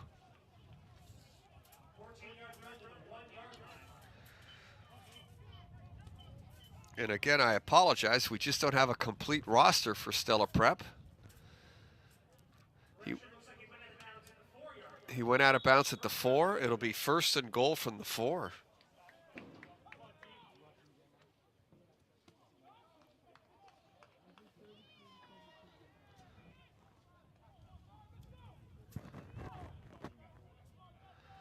Stella Prep with 2 runs in a row for 1st down yardage. Steffa Stevens is going to go under center. The last time he was under center, they tried a reverse. This time it's just a quarterback sneak to the goal line and in. Nice play by Stella Prep. Steffa Stevens scores from 4 yards out. And just like that, they could go for 2 and make this a 1-score game. Steffa Stevens, a 4-yard touchdown run. And I assume that they will go for 2.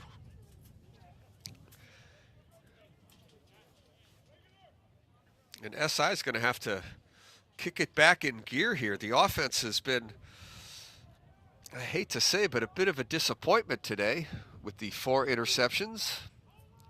The defense has played fairly well, although Stella Prep has just scored a touchdown, and now they're going to go for 2. Stevens to throw. Throws short, and are they going to give it to him?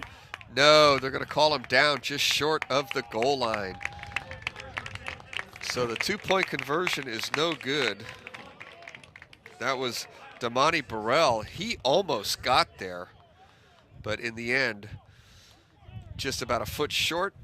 So the score is 16-6 in favor of the Cats. We have 10 minutes and 6 seconds to go here in the 4th quarter.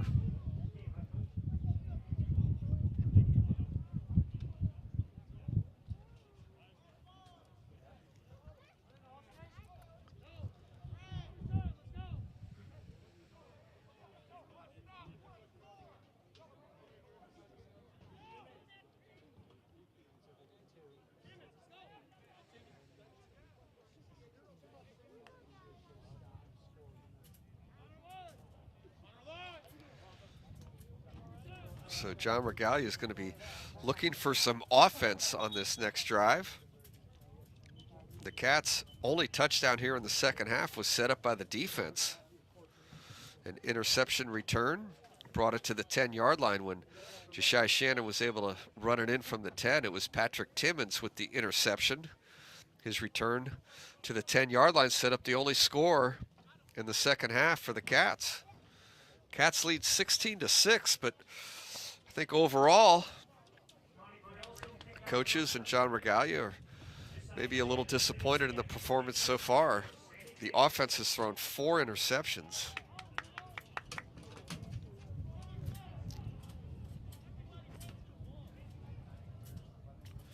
Damani Burrell will kick off.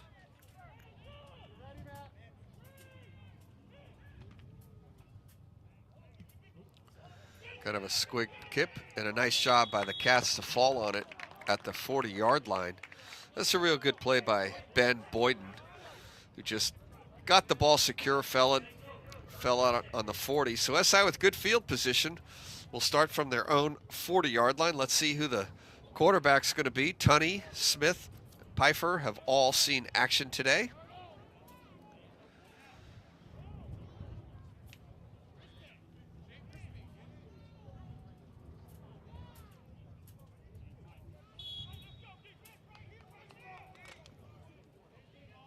It looks like Pfeiffer is going to get the action for this drive.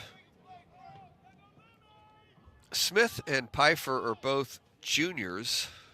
Cheddar Tunney is a senior for the Cats, so Pfeiffer will take the shotgun snap, fake the handoff, run it up the middle, got some room to the outside, but really a great chase down tackle.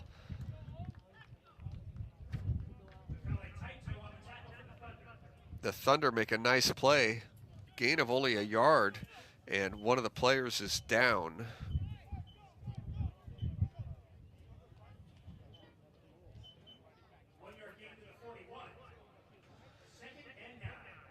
Number 3, we don't have a name on him.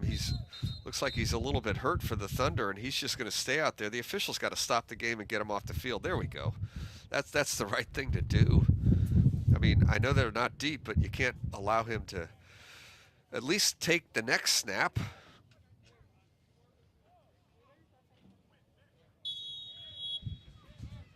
Check him out on the sidelines.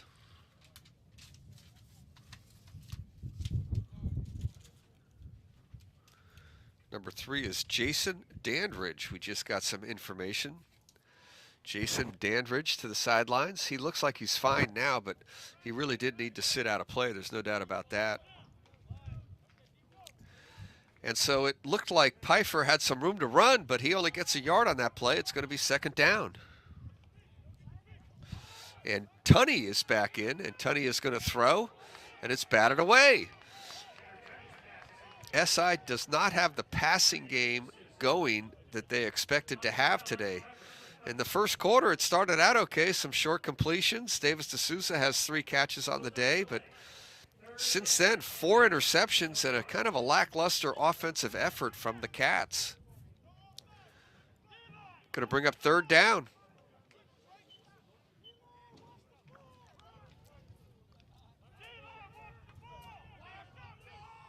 Third and 9. A handoff and a run, nowhere to go. Gained a couple of yards, but got hit hard. Shane Crispin gains a couple. That's going to bring up 4th down. And SI is going to kick the football away.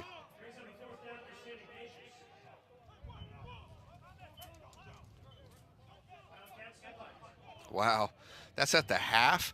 Sarah leads St. Francis 42-7 at the half. In 2 weeks' time, if SI wants to compete with the Padres, I would venture to say they're going to have to play a little bit better than they are on offense today. That is for sure.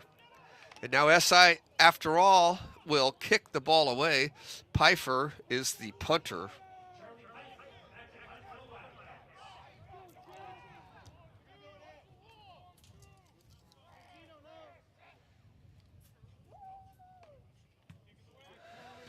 A good kick landing around the 27-yard line. It's going to get inside the 20, inside the 15. It'll be out of bounds at about the 14-yard line. So a nice kick. Kame Kalagaran was the deep man. He's the deep man on punt returns. He's the punter. He's a wide receiver, and he also plays a hybrid linebacker position for Stella Prep.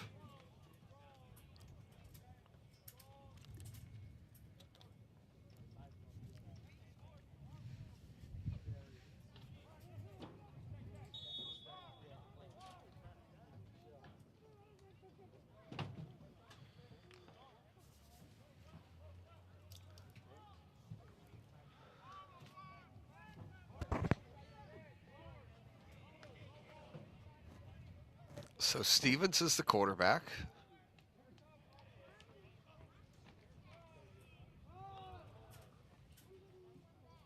A handoff and a gain of a yard or 2.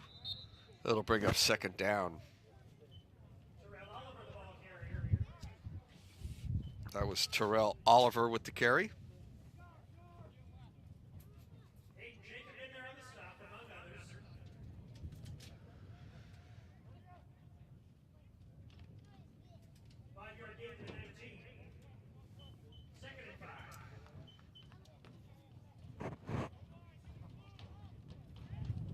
Second down.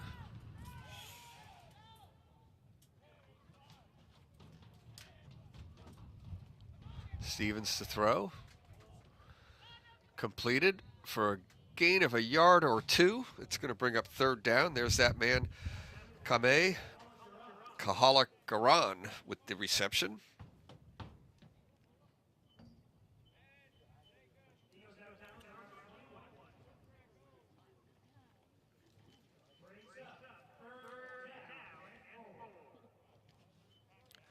Brings up a 3rd and 4.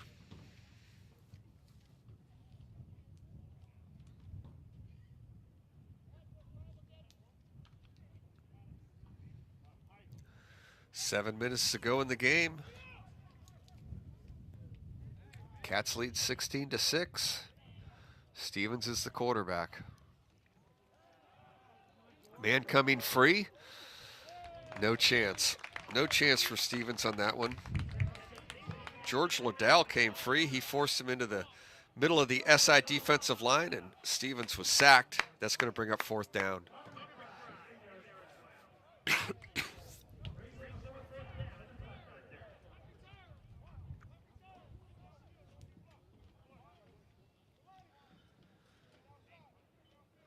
The punt team is on for Stella Prep.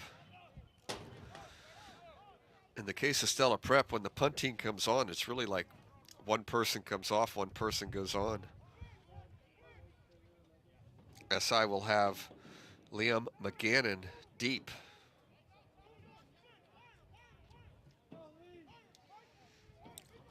Kahalagaran will kick it away.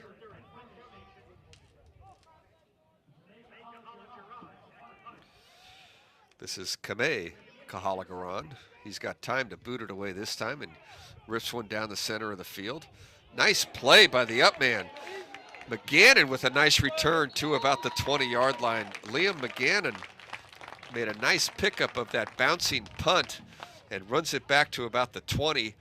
SI will start in great field position at the Stella Prep 20-yard line.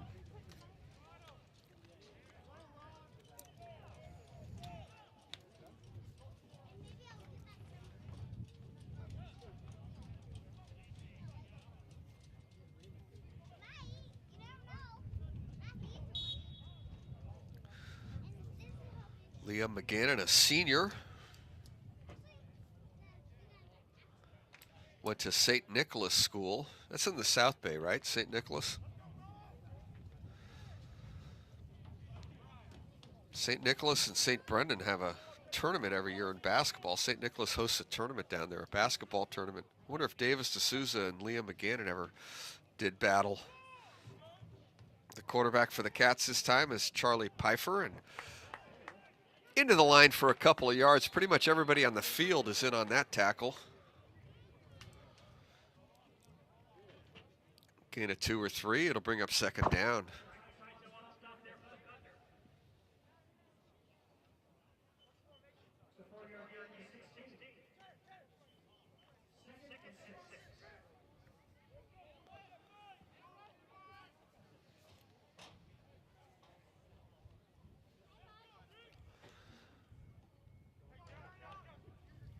Pfeiffer, the quarterback, rolling to his right. He's going to run with it. He's going to cut it up. He's going to get a first down inside the 10 to about the 7.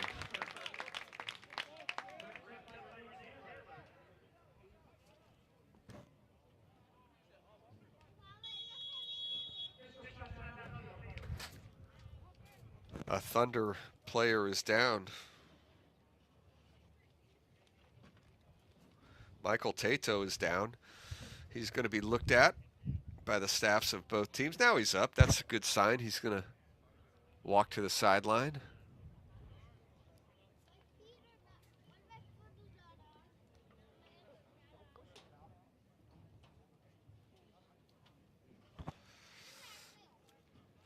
.455 to go. SI leads here 16-6.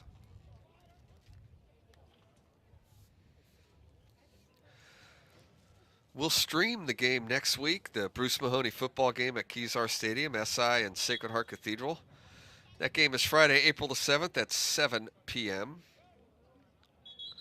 We'll post the link to the Bruce Mahoney stream to our Twitter feed at SI Scores. And in a couple of weeks, right here on the SI Sports Network on YouTube, it's the WCAL Football Championship rematch with the Serra Padres as the football season comes to a close. The Cats back in action, a run up the middle, pushing forward inside the 5, still battling to about the 1-yard line. Another tough run, and it's going to be a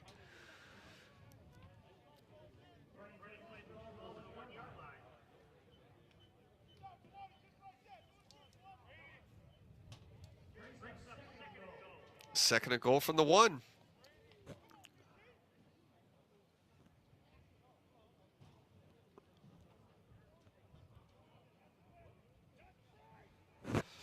SI doesn't show a number 35 on the roster. Not sure who the back is at the moment.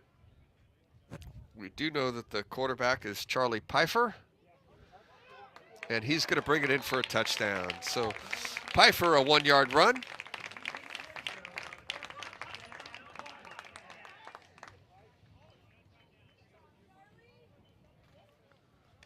John Grassi will be on to attempt the extra point.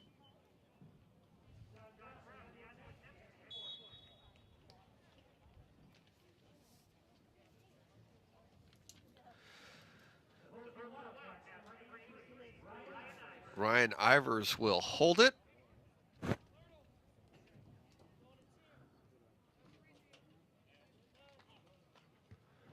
And Grassi will kick it right through, and the Cats lead 23-6.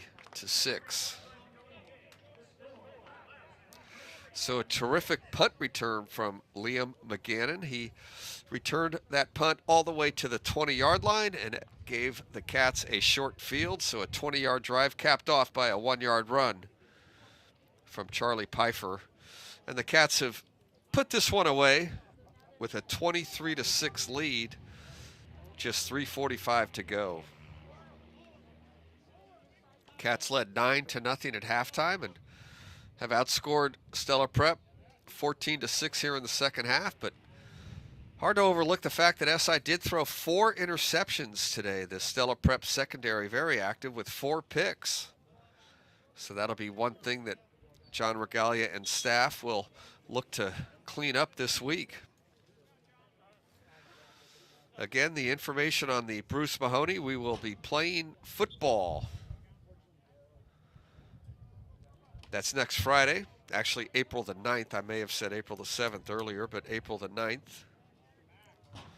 Friday night at Kezar Stadium, 7 p.m. The baseball game will be either April 27th or the 29th, somewhere late in April. Not sure when or where yet, but those are the planned dates. And then the third leg of the Bruce Mahoney series this year for the first time ever, and probably will be the only time ever, basketball is being planned on May 5th.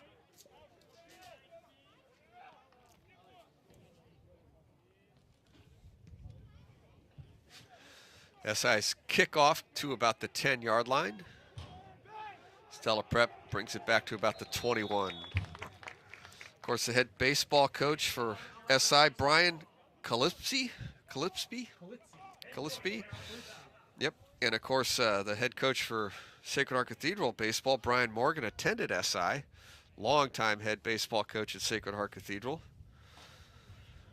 So baseball will not decide the Bruce Mahoney this year. It'll be basketball.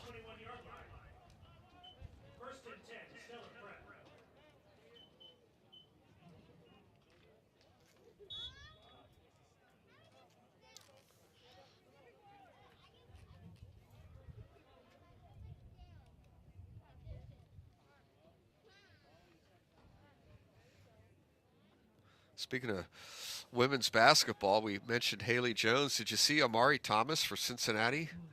Second team, all coaches, All-American, Sacred Heart Cathedral grad. We're the SI Sports Network, but we really enjoyed watching her play too over the years.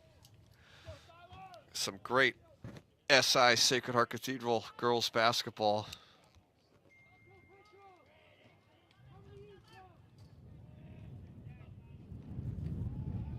Stellar Prep going deep with this one is Stevens. Way downfield to an open man. Wow. How did he get so free? That's Kamei Kalagaran. He's had 2 long plays, and that young man is just exhausted. He is just exhausted down at the 35-yard line. I'm sure he's not injured. I would be willing to guess that's just some exhaustion right now. He has been on the field the whole game. And the SI training staff will have a look. At least I hope he is not injured. But that's a huge completion.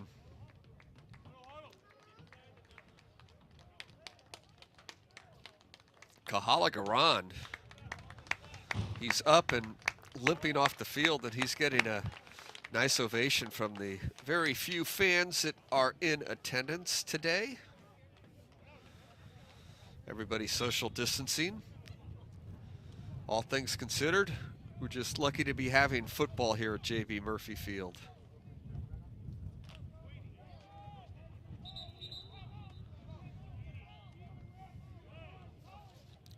You might say the player of the game is Kahala Garan, even though they're on a losing team. Not sure which one. They've both played well for Stellar Prep. Kahala Garan, Kamei, he's probably got about 90 yards worth of receptions. He's had 2 huge receptions in the second half. Stevens to throw again. He's going deep again, but that ball was batted at the line of scrimmage. It'll bring up second down.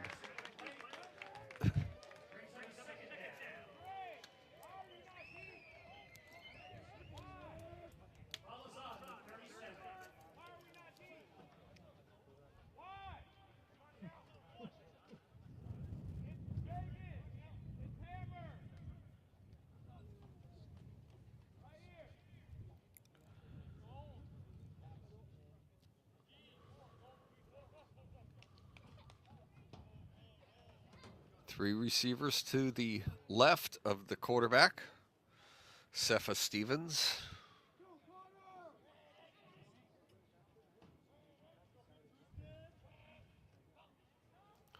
Tough snap to handle, but Stevens does. His pass is complete. I'm impressed with Cepha Stevens. He's does a nice job of handling the snaps. Not all of them have been perfect today.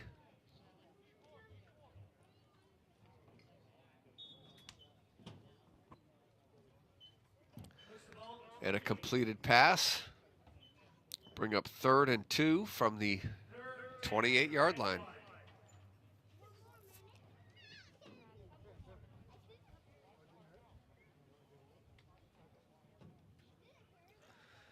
Stella Prep has probably controlled the time of possession in this second half. We don't have exact numbers, but they have been on the field quite a bit on the offensive end. Here's Stevens. He's thrown to the side, completed, and breaking a tackle, getting a first down now, free inside the 10, breaking a tackle to about the 2-yard line. Did the ball come loose? No, it did not. He is down at the 2. Darion Coleman with a big play, and Stella Prep is knocking on the door once again. Darion Coleman just rolled down the field inside the 5 to the 1, and it'll be a first down.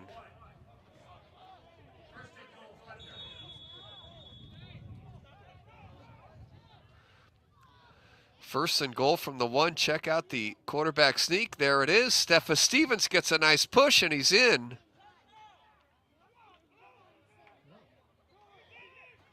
Touchdown.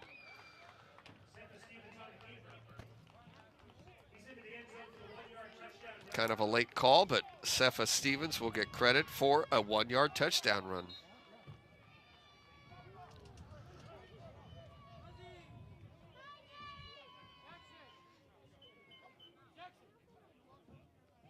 Now the officials are actually going to talk about it. We think it's a 1-yard touchdown run.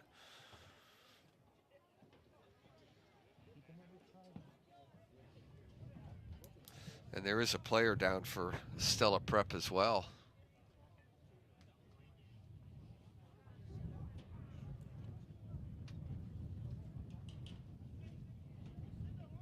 Boy, you got to hand it to Stella Prep. They have hung tough in this game, being completely outnumbered as far as roster size.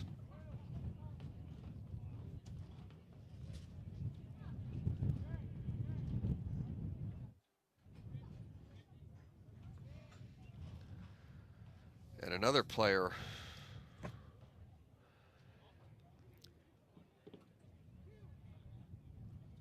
he's on his feet, but he's going to be helped off the field.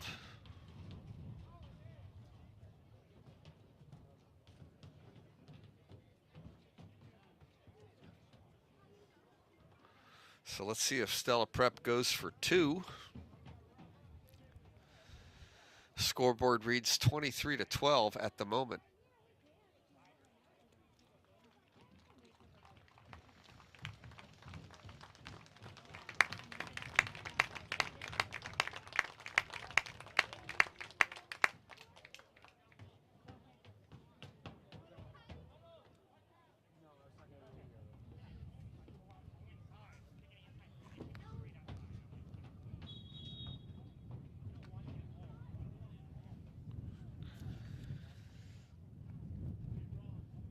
That is Kayon Eisen that has been helped off the field. He's been playing both ways today.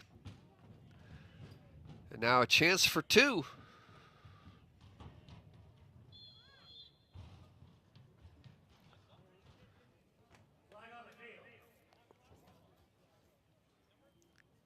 Wow, somebody on the Stella Prep line moved, so that's going to knock them back 5 yards. So the 2-point conversion will come from the 7-yard line.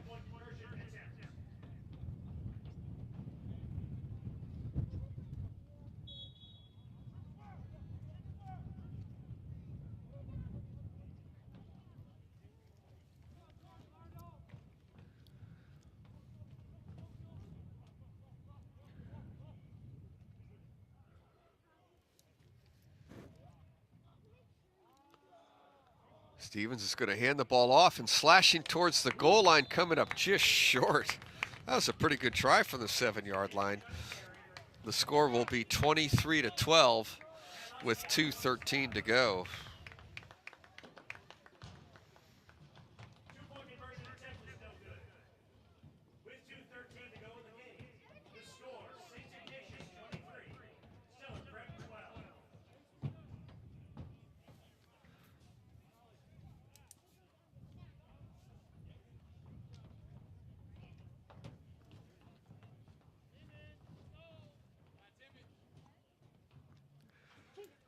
.213 to go in the game. SI will get the football back.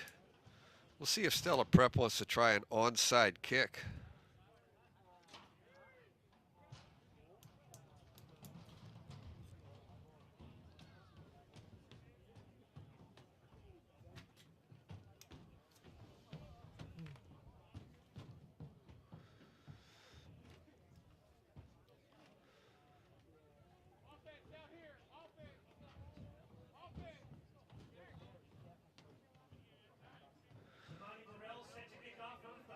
Burrell will kick it.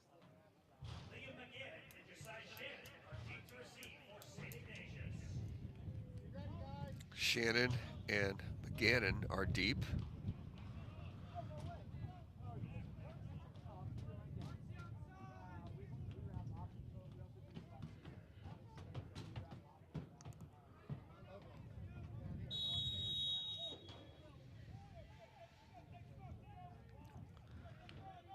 Damani Burrell, kind of a pooch kick into an open area. Cats pick it up and return it to about the 35-yard line. SI will have one final chance with the football. Oliver Stewart, one of the tight ends, secures the football, the most important thing, and returns the ball to the 35-yard line. So let's see if John Regalia wants to see if he can piece together one more drive, or maybe the Cats will try and run out the clock here with 2:06 to go.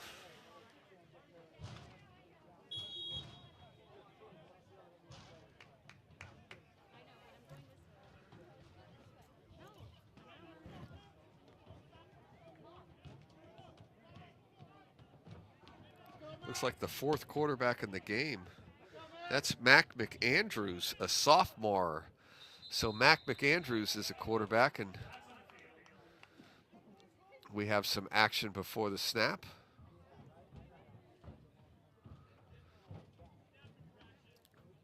Looks like a false start against the Cats.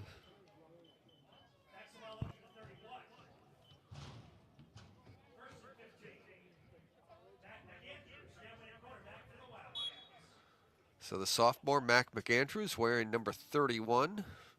He's going to hand the ball off, and a fumble. Oh, is this going to be a touch? No, the ball is called dead. Jeez.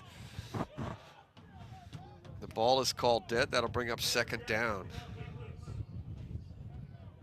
And now we have an injured Wildcat.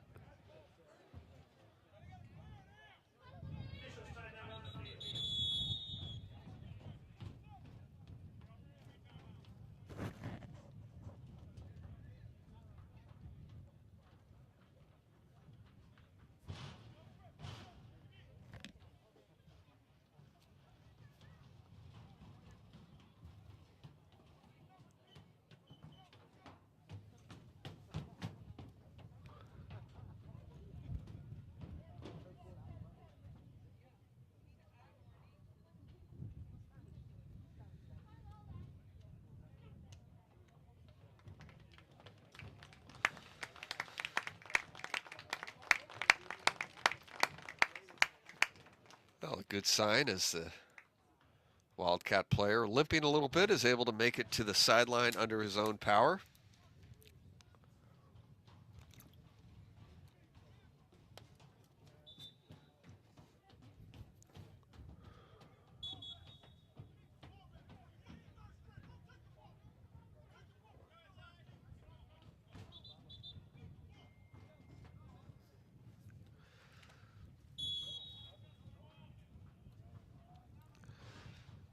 So Mac McAndrews is the 4th quarterback of the day for SI.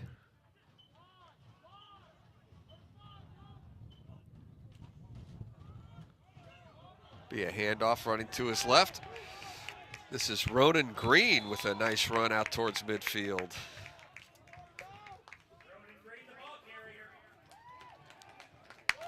It's a 22-yard run for Ronan Green and a first down for the Cats.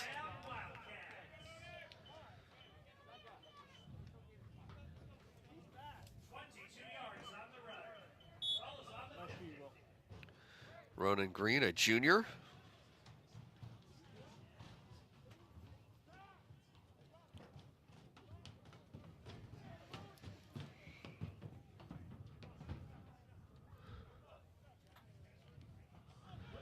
Nowhere to go that time.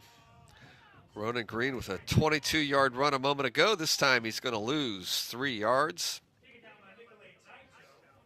Got to bring up 2nd and 13. Coming up on a minute to go. SI's going to win this game.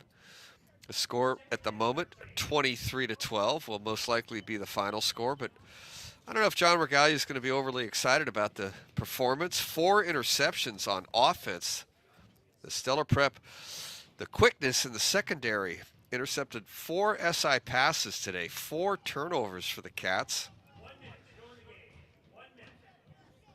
The offense not really moving the ball as crisply as John Regalia would have liked to have seen it. Of course, 2 big games left for the Cats, the Irish and the Padres. Nowhere to go again. I mean, that's just an absolute loss of 4 or 5 right out of the gate. Zachary Furden had no chance. And Stella Prep's going to use a timeout. Will use their final timeout with 32 seconds to go. SI can just take a knee here and run it out, would be the plan as far as I'm concerned, and then get back to another strong week of practice before the Bruce Mahoney game on Friday, April the 9th. So again, our next stream game is the Bruce Mahoney football game at Kezar with Bill Bruce and Jerry Mahoney. Well, not really. It's SI and Sacred Heart Cathedral, Friday, April the 9th at 7 p.m. And we will post the link to the Bruce Mahoney game this week on our Twitter feed at SI Scores. And right here on the SI Sports Network on YouTube, it's a WCAL football championship rematch with the Padres. The Sarah Padres come to town on April the 17th as this shortened football season comes to a close.